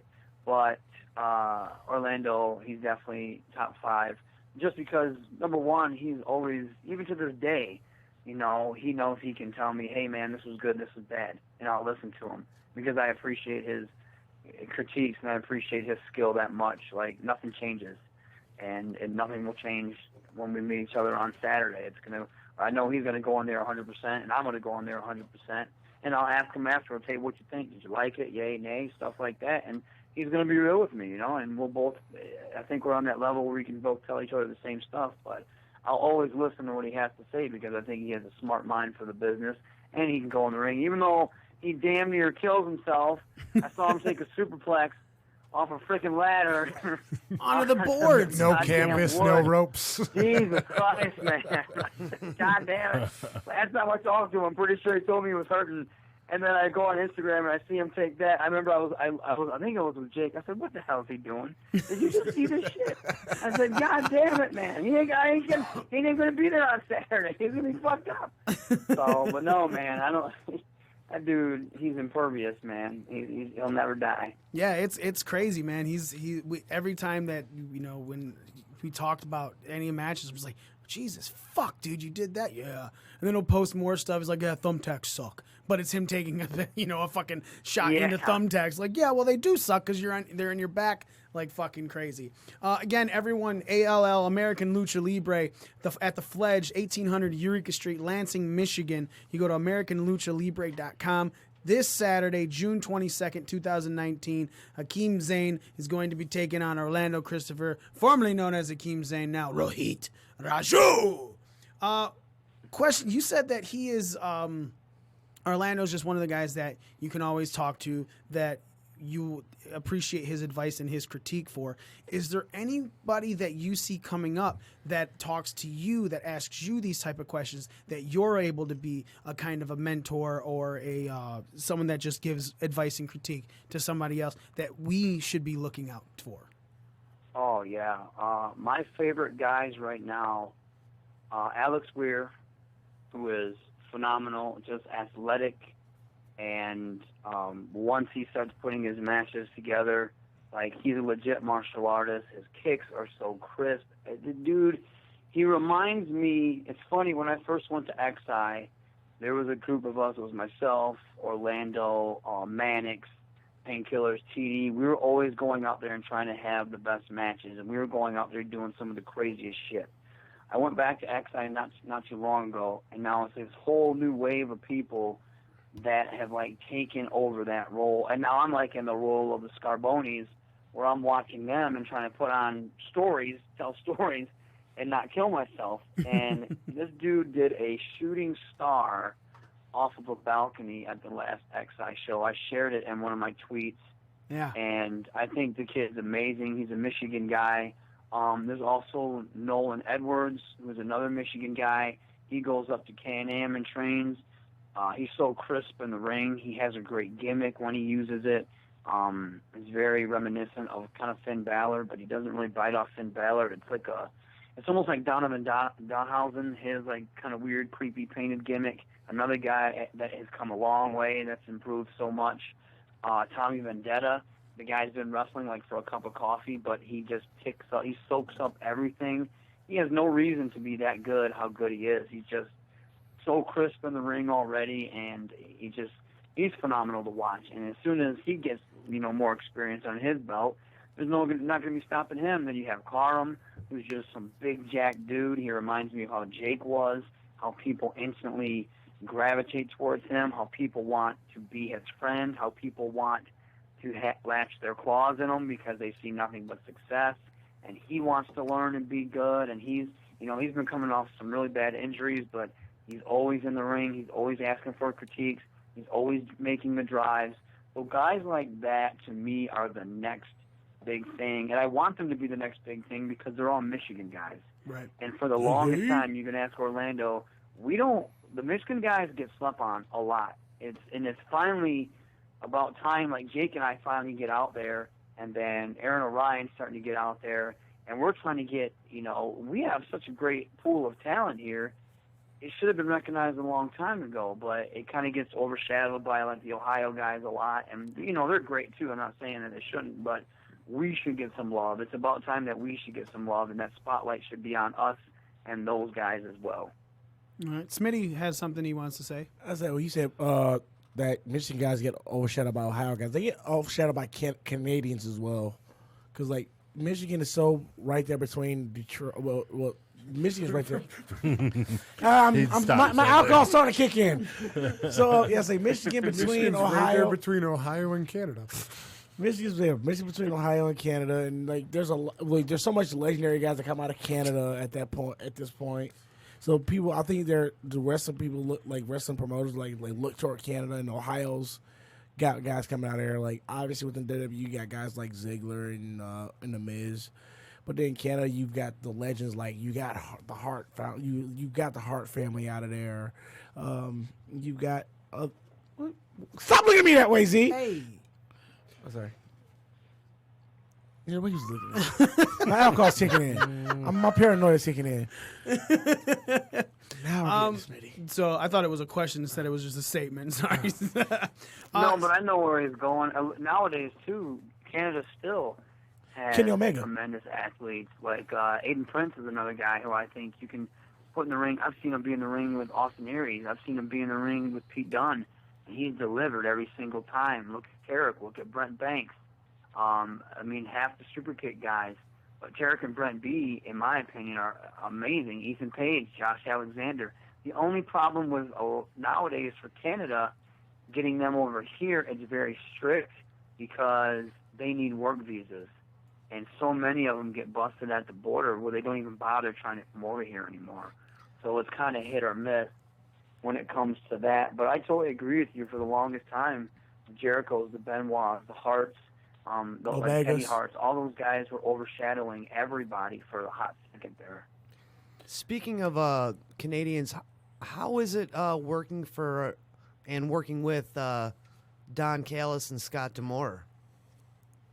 I've known Scott before he got back with Impact, and I was going up there before he got back with Impact. So for me, it's just a little bit different. It's I think he's kind of harder on me because I do know him. So, and then Don's cool. Don always, he respects hard work. And then I've had conversations with him, and he's put me over. And, I'm pretty sure he wasn't blowing smoke up my ass. He doesn't have to. And I've never seen him blow smoke up people's asses, so to my knowledge. And so it's cool. I mean, they're my bosses, and, you always want to get their approval, and hopefully they're watching your matches and realizing that. And Scott will always be real with me. A lot of times when I'm wrestling on Impact, I'll be so worried about going over my time that I'm not really at my 100%. And you can tell sometimes I'm in my head. But then when I'm not there, even Dave Chris said the same thing to me. They both said, when they see me on indie shows, they're like, man, you're up here. You're, like, ridiculously amazing. But when we see you at Impact, it's like you're almost not having fun. You're almost in your head. It's because I'm so worried to go over on time. Well, what's the punishment? Every single time. So I just think I'm getting more comfortable. For the longest time, I never even spoke up. And now I speak up. Now I'm like, hey, I want to be somebody here. So I've pulled, Scott aside and be like, hey, man, what do I got to do to raise my stock here? What do I got to do to get more? What do I got to do to get more opportunities? Have you seen me take advantage of all the opportunities that you've given me? I will talk to Petey Williams. I talk to Jimmy Jacobs. I throw ideas at them. Now, nowadays I'm constantly in their face saying, hey, what about this? Hey, what about this? What do I got to do this? Because I'm not okay with the role anymore. You know what I mean? I want more. And it's not me saying, oh, I'm unhappy. No, I just want to be a competitive force in Impact Wrestling because I believe that I can be. Well, you And should always I think want to be my more. in-ring work shows that too because he's been like, hey, you've been more comfortable in the ring. We need to see more of this of you. So that's what I've been trying to do. See, you had a question? I don't remember. What was? Is there I'm sorry. No, it's fine. I think you're about to ask about the punishment. Like, Oh yeah. So if you go over on your time, what exactly happens? Like, do you get scolded? Do you get a week off? Yeah, you'll get scolded and stuff like that. But then I'm not that high up on the card. You know what I mean? So if I'm taking away from someone that is high up on the card, that's not going to look good for me. Okay. And that's going to look like, well, this guy can't stick to his times. Going into give him business less for yourself. time, and then if you leave too much time on the table, that's not a good thing either because they're like, well, you don't want to take advantage of the time that we're giving you. So to me, I'm not good at usually, the refs will give you cues and stuff, but I'm not really good at, like, when I'm out there at just a show, I don't care, and I'm usually I hit my time spot on, but for some reason when I'm in front of the camera on, like, TV, it's not being on TV that bothers me because it's just another indie show, and an aspect to me, it's just another show because it's performing in front of a bigger crowd. But it's like, man, I gotta remember to make sure my ass is on time. But I think I'm just gonna try to just forget about it when I get out there from now on and just go with the flow and see what happens. So, obviously, we want to say thank you so much for calling in, man. We really appreciate it. Like I said, you were the first ever fucking guest that we've had. And we've had some other guests on since, but literally you sitting down in studio with us, going over all of the stuff before Impact, and now you calling in and talking about the stuff with Impact. Yeah, it was right before his tryout. Like, he was going to drive up there that weekend. Yeah, right. Hopefully get that contract and everything like that, because we had just won the Global Forged. So, again, thank you. So this was like before Ottawa, I believe. Yeah. Yep. You were on your way up there. Oh man, that's right. Holy shit, that's awesome. Hey man, we've been around a while, dude, and like I said, you were the first ever interview, so we have to say thank you so much for that. And obviously, the American Lucha Libre stuff coming on this Saturday. Go ahead and tell the people where else you're going to be coming up within the next couple weeks. Well, it's been on the 29th. It's been about 5 years, but I'm finally wrestling in Saginaw again, which is my hometown. And I'm wrestling for the first promotion that I ever wrestled for, which is PPW, Pure Pro Wrestling. And it's kind of a big deal. A lot of people haven't seen me wrestle in a long time, like people I know. Sometimes they'll watch Impact, sometimes they won't. But everyone's always talking that shit. Oh, we want to come see you wrestle. When are you going to wrestle in town? So I kind of put everybody on blast. Like, look, man, I'm going to be in town here. And everyone's been really cool. They've been buying tickets. They've been hitting me up saying, hey, we're going to go. And, hey, can I get some tickets from you? And this, that, and the other. And so far, there's a decent amount of people that I know going, so it's kind of a big deal for me. Saginaw is one of the places that I cut my teeth. The old, Universal Wrestling Alliance was an old promotion that I loved working for when it was had such a hotbed of like old school wrestling. And now just going back there, I get to work with Aaron Orion, wrestle him, so I can't wait. I know he can go in the ring, so I couldn't choose a better opponent as far as on that roster who I'm working with. So that's going to be fantastic. So that's where I'm going to be after that. And then after that, I think it's Glory Pro down in, I think it's Collinsville, Illinois. I always say St. Louis because it's like 10 minutes away from St. Louis. Right. And I know Ricky the Dragon Steamboat's going to be on that show, and I'll be in a tournament for like their Midwest Territory title, which I love the name of it because it reminds me of just such an old school title. Nice. Taking on Danny Adams for that one, right? Yeah, whooping his ass. Nice. And tell all the people where they can find you on your social media, Twitter, Facebook, Instagram. Yeah. Twitter, that's at Hakeem Zane, HAKIMZANE. Of course, Raju Zane 80 for good old Instagram. You can look me up on YouTube under promos and matches. And then, of course, Facebook using either the old school moniker, the Mad Dragon Hakeem Zane, or Rohit Raju. And I want to thank you guys, man. I remember when I was in studio, I had a blast. I was like, oh my God, we can drink and all this stuff. That was great. And, I had a blast, and just talking with you guys and shooting the shit with Chris is one of my favorite things to do anyway. So, and then shooting the shit with you guys and just talking about wrestling. It doesn't get any better than that, man. I love it. I personally we took gotta do Star Wars one of these days, though. Yep. Let's go. I would say I personally took up the podcast myself just for the drinking. Smart guy. Drinking or not, I'll do it. And hopefully, man, we'll get you in studio again one day. Definitely, we'll talk some nerd stuff. We'll talk about how shitty Dark Phoenix was. You know, oh god, I can't even touch that, man. I can't bring myself to see I it. haven't seen it yet. I heard it was bad. I walked out on Wednesday. So hopefully, Holy man. shit! You walked out, like something like $20 for a ticket, and then walked out. No, I was paying $9. That's a lot. It was a free ticket because my cousin got AMC platinum shit. Good. Nice. So he just used his cousin's points.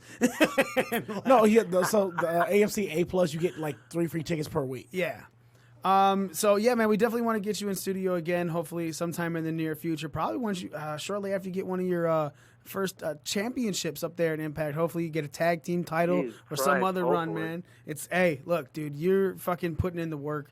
You're definitely showing out. You're obviously leaps and bounds above where you were just the first time we talked to you. So we can't wait to talk to you again in the future. And yeah, man, you got to come down to the family bar again, and I can get you a little bit drunker than you were last time. And maybe you could throw me at Jake. I don't know if that's possible. Look, you gotta try. There's gotta be goals, sir. Yeah, you're Up right. your standards, There has to be goals. There has to be goals. All right, man. Well, thank you again so much for calling in, brother. Definitely appreciate you talking to us, and we can't wait to talk to you again. I appreciate you guys. Thank you. All right, man. See you later. Talk to you. Bye. Later. Ladies and gentlemen, once again, that was the one and only Impact Wrestling star Rohit Raju. And we'll go ahead and take this other shot. Every time I hear his new name, I just want to play Mortal Kombat. Cheers. Home eventually. Cheers to MK11. Fucking awesome, Johnny Cage. They're like, Raju. Raju get. Wrong game series, asshole. Still. Oh, come on, Mr. I'm always wrong. No, I'm just kidding. You're always wrong. All right, so unscheduled we're on appearances. me for the unscheduled. Yes. All right, I have since amended my picks. Well, you had, during that some time to do during that excellent interview that we just conducted. I got really was. Yeah, for sure. I was actually being serious, not sarcastic. For once in my life. Once in my life. You don't have any hair. You don't have lice. Right. Okay. You're unscheduled. Stop. All right. Pro Wrestling Scorecards. I am going with. Hold on. Let me have a lead in so there's something when I cut and put it together on the fucking video. Fine. Right. So, Joe, it's up to you for unscheduled appearances. Go ahead. I have picked Brock Lesnar, Paul Heyman, R-Truth, Carmella, and Bobby Lashley. Oh, man, those are good picks. I know. I'm somewhere in that realm as well. I have Bobby Lashley, Carmella, Drake Maverick, R-Truth, and Braun Strowman. Nerd. Oh, man, that's so good. Ah, shit. Oh, Shaggy. Oh, shit. Reggie? No, that was different. No, that was an Eminem reference. Yes. You took it to Scooby-Doo. So currently I have Elias, Revival, Lashley, and Heyman. But I really like the fucking 24/7 title people. I was thinking that too. I was literally thinking about though Eric Young taking Strowman off. I'm gonna take Elias off, and I'm gonna add R-Truth. So I have Revival, Lashley, Heyman, and R-Truth. Z. I have Heyman, R-Truth, Elias, and the Revival. I'm also gonna 86 Elias. Okay. No, I'm not. I'm gonna leave it as is. Okay. Because what's gonna happen want is the pen? Revival's gonna be on the pre-show, and then I'm gonna pick 2 new people anyway. Okay. Nick. Brock, Paul Heyman, Truth, Carmella, and Drake Maverick. I'd literally just grab shit. Strowman for No Way Jose because he's in every 24/7 segment. No way. What about Mojo Rawley? He's in What about everyone. Shelton Benjamin? He can even talk now. Yeah, no shit. They gave him words on TV this week. So it was like every 24/7 segment. No Way Jose's been in. You're right. Mojo Rawley's Shelton been all of them as Benjamin well. was a But All right, hardcore champ at one time. Last right? pick, the tables. Smitty, you're leading this off. all tables survive. I have the English going and the Spanish and other surviving. Z. I have English and other surviving Spanish going. Joe? Same. I got Spanish going, English, and other surviving. Nick? Spanish going, English, and other surviving. All right. I'm going to leave you guys with a question while I run to the restroom, and I wanted to go around and you guys discuss what one thing you're looking forward to for this Stomping Grounds pay-per-view. Obviously, we're going to be watching it at the downtown Detroit Buffalo Wild Wings this Sunday.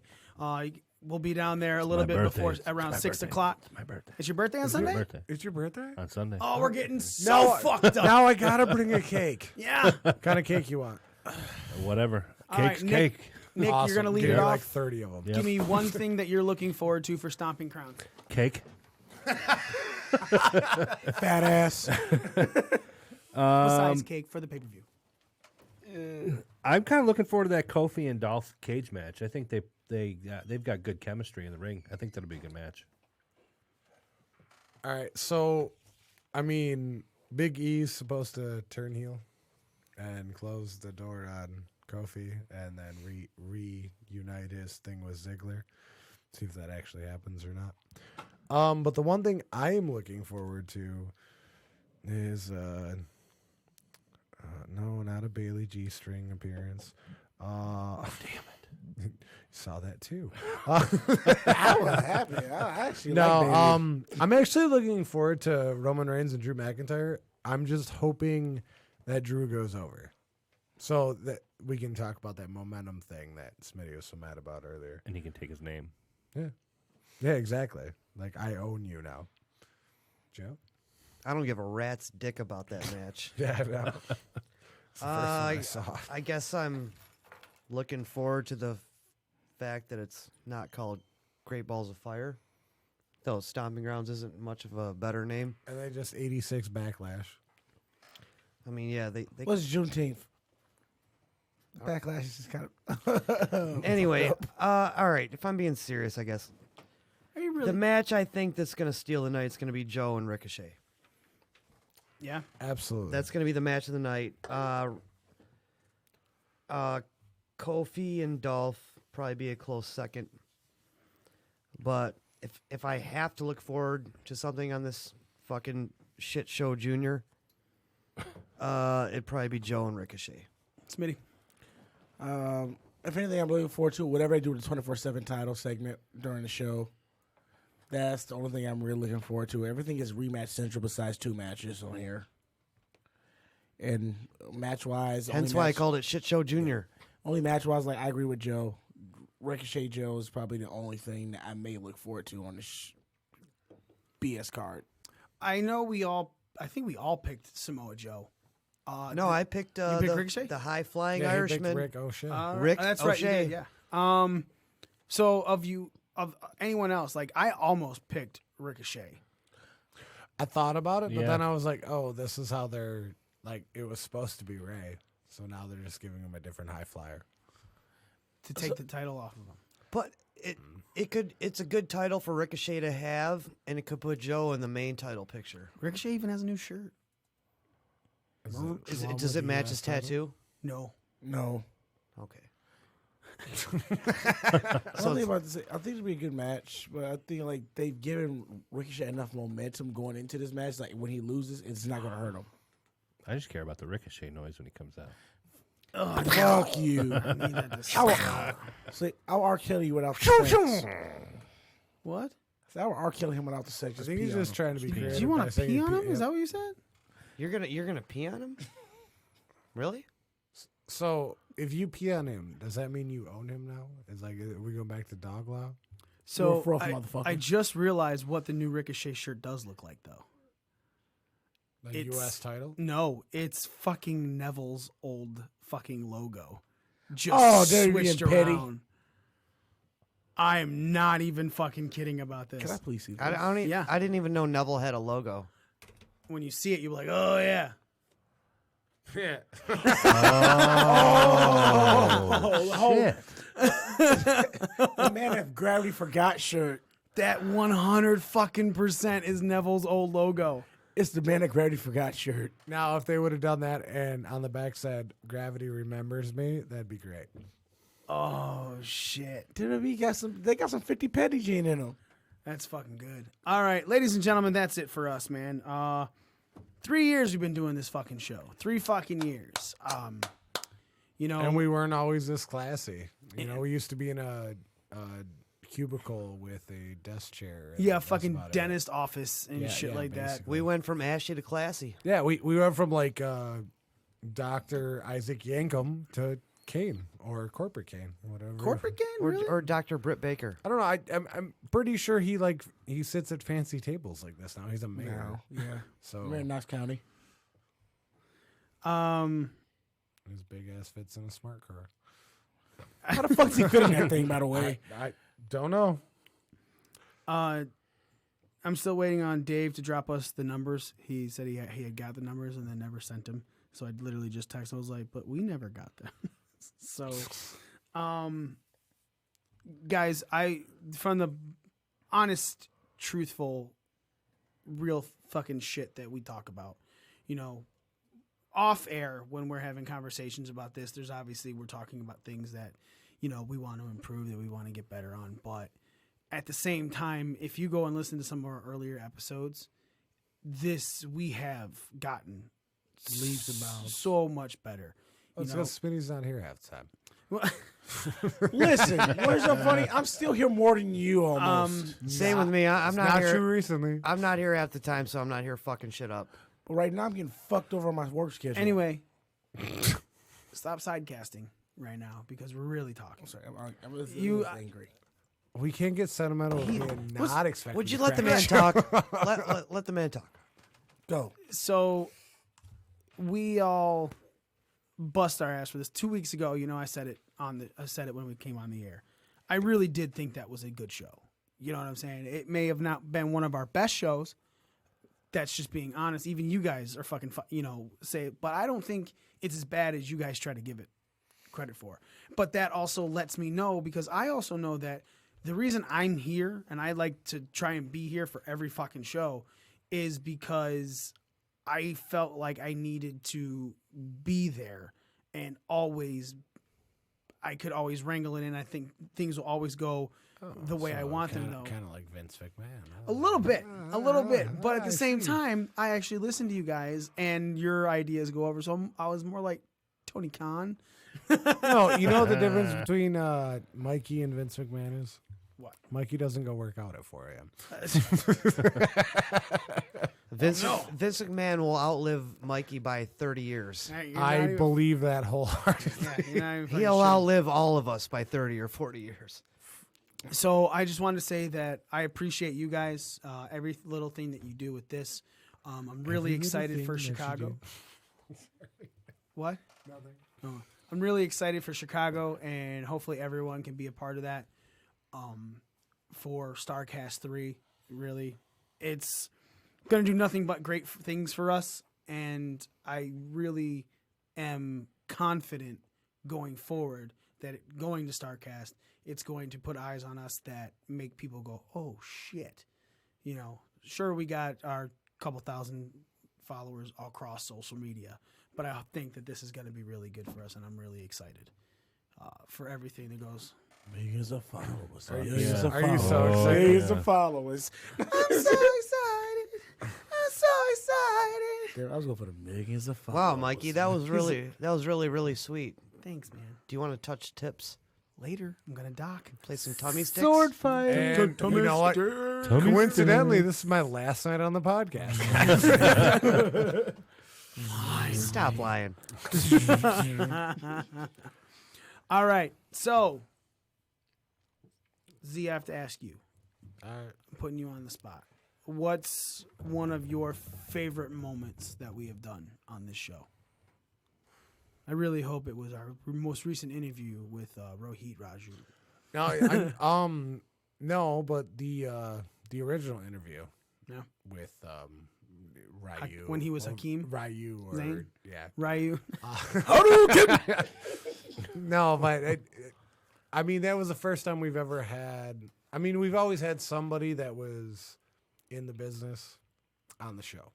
It was the first, but it was the first time that we had somebody that was doing stuff that was doing stuff within the business. Hey, if he would have called in, I'd lay off. But no, he's a fucking prick. And we've lost him. So we've lost him. No, I mean, it all, you know, God, I hate the saying, but we started at, you know, basically paying to broadcast in somebody's basement. Wasn't an actual basement, and now we're in an actual studio. I can't pinpoint a actual show because I don't listen. Not show. I couldn't tell I don't you what listen show, to them yeah. off the air, so.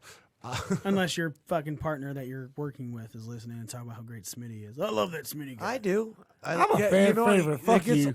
I listen to shows that I'm not on, ones that I've missed, so I can hear you guys. So Joe, you're next. Give me an example for a moment of the show that you've just sticks out in your mind as something you've had a blast with. Well, you've asked me this before 2 years in a row. Well, the second year, my answer was getting in the ring and doing some business with Mr. GQ. That's a good one. Little piece of business. But another favorite part of mine is also something that happened off the air, and it's actually been happening more frequently lately, is where I encounter complete strangers that I've never met before in my life, like how I have at an Evolve show once. And they come up to me and say, "Hey, man, I really like your show." And to me, that's like amazing. I'm like, well, thanks, man. You know, I mean, because I just don't, I guess I still don't have like the full grasp on how many people we can reach. And now we're reaching people in other states, even other countries. And it's quite often actually where like people I don't even expect, like friends of mine that aren't even like into wrestling, they're like, "Hey man, your show was pretty awesome the other night." I'm like, I didn't even know you listened to us. Right, like I didn't know you were one of our 6 listeners. So I guess my favorite thing is how many people we reach and how amazing it is to me that complete strangers or like people that you would never expect, the last people you would expect, actually listen to us and like us. So it's the liking us that's really rare. It's not a single moment. It's not a show, but it's that aspect that is getting me lately. Nice. Mikey getting sentimental. Right, because I am sentimental. Smitty, I really don't give a shit what you have to say. So no, go ahead. We don't have the time. You can't ramble. I'm not gonna really ramble actually. So one of my favorite things about the show is like when I had the belt, I went around, and then after I lost the belt and everything, pretty much for the last year, I get people that say they start listening to our show, and they put their friends on the show, and I found out I'm a fan favorite. I know it's selfish, but that's one of my favorite things right now. That's a fucking lie. It doesn't count when all our fans are your friends. You missed the whole point what I just said before. Like people that when you had the belt and you lost it, you had to put yourself over too. So they're laughing at you, Smitty, not with you. I don't give a fuck if they're laughing at me or with me. I just like the fact that hey, people are listening to the show and people like me on the show. I'm just messing with you. They are laughing with you, dude. I'm just fucking with you. Okay, next. That's it. Nick, you said you weren't gonna ramble. I appreciate what you said. I'm not giving you shit for it. I understand what you're saying. Nick, so you've now are obviously the newest member of the Ring Crew. Noob. Fucking idiot. Good work, newbie. So we like your newbie. In your time, man, give me something that sticks out to you. I get a lot of people that ask me about my hand more. Really? No. Gotta keep that. Did you really just give him a clap for the hand? Keep that pimp hand strong. You gotta use a strong hand. No, you know, I've been holding that for like 3 months. to Joe's point, I have had quite a few people, especially people that I work with. I spend more time with the people I work with than my whole family at times, and they're people that they don't watch wrestling, and they're like, it wasn't like, hey, I heard your show last night, it was really cool. It's been multiple times, so these are people that aren't into wrestling per se, but they're listening to us because of you. Well, and they're entertained. They like the whole show. You know what I mean? Nice. I don't talk a whole lot, so, I know that the draw is there for all of us. So we're reaching those people that, we're going outside of the wrestling demographic. A moment on the show I really enjoyed having when we had the knockouts and 3 counts, guys. That was a lot of fun. And then I'm the reigning fucking champion, so I can't really say much more than that. So, I know that feeling, man. I've had, I haven't had sex with the belt on, but yes. First person to do it. Only person to do it, you dirty bitch. Hopefully the last. I do got to say though, I really appreciate you guys having me on. It is a lot of fun. I really enjoy coming here, and you know the biggest critique I've gotten since you've joined the show, and it's about you. I can't make my hand any fucking bigger. I don't know what you want. That's the second biggest critique, which is funny seeing as the size. No, people do want you to talk more. That's why I go to you quite a bit. Is a lot of people like, dude, I like when Nick talks. I like his opinions. I just wish he would talk more, and that's why I go to you quite a bit first. Yeah, I'm getting there. But the reason I love you is because you've taken over the social media shit, and you are amazing at it. Yeah, I've been a little lazy lately, but yeah, I'm part of that demographic that Rohit was referring to earlier, the 35 and over that still just is like looking. I better find this on the Pursuit channel. I don't know how to use my phone. God damn it! All right, ladies and gentlemen, that's it for us. Again, we have a brand new shirt. ProWrestlingTees.com/BDRcast. The BDR Mania shirt. Go ahead, pick that up. It's only $19.99, man. It's a sweet fucking shirt. Looks good. So definitely go get yourself. Follow us on all of our social media at BDRcast everywhere. Obviously, as you can see from everything in the video feed, just at BDRcast bros and girls. I was gonna say Janes, but that didn't sound right at all. It's not 1932. Yeah. We're not buying hookers. Just silly. Why not? Bros and hoes? I wasn't gonna go hoes. We're not going boats and hoes? No, Okay. I You wasn't can't. gonna- That term is we're not gigolos here. politically correct anymore. Planks. Hose? Yeah. Hose is totally politically correct. Yeah, Does not hoes, describe hookers, every prostitutes. Yeah, it's all tater right. thoughts. Tater female. Ooh, I thoughts. like tater thoughts. Sweet potato thoughts. Working women. I'll bring you some on Saturday. Allegedly. So I don't work Saturday. Again, follow us on all of our social media at BDRcast. And honestly, thank you so much for you folks for listening. Everyone who has subscribed to us on Apple Podcasts. Hopefully we'll be on Spotify really soon. That's what Podcast Detroit here is working on. And dude, thank you so much to Bob, Dave, everyone here at Podcast Detroit for hosting us. This fucking studio is amazing out here in Royal Oak. Another one downtown Detroit at the Detroit Shipping Company. Yeah, man, we can't say thank you enough to all the people that have taken care of us, looked out for us, and especially those for listening. We are your ring crew. Nick the Spook. I'll be Z for once.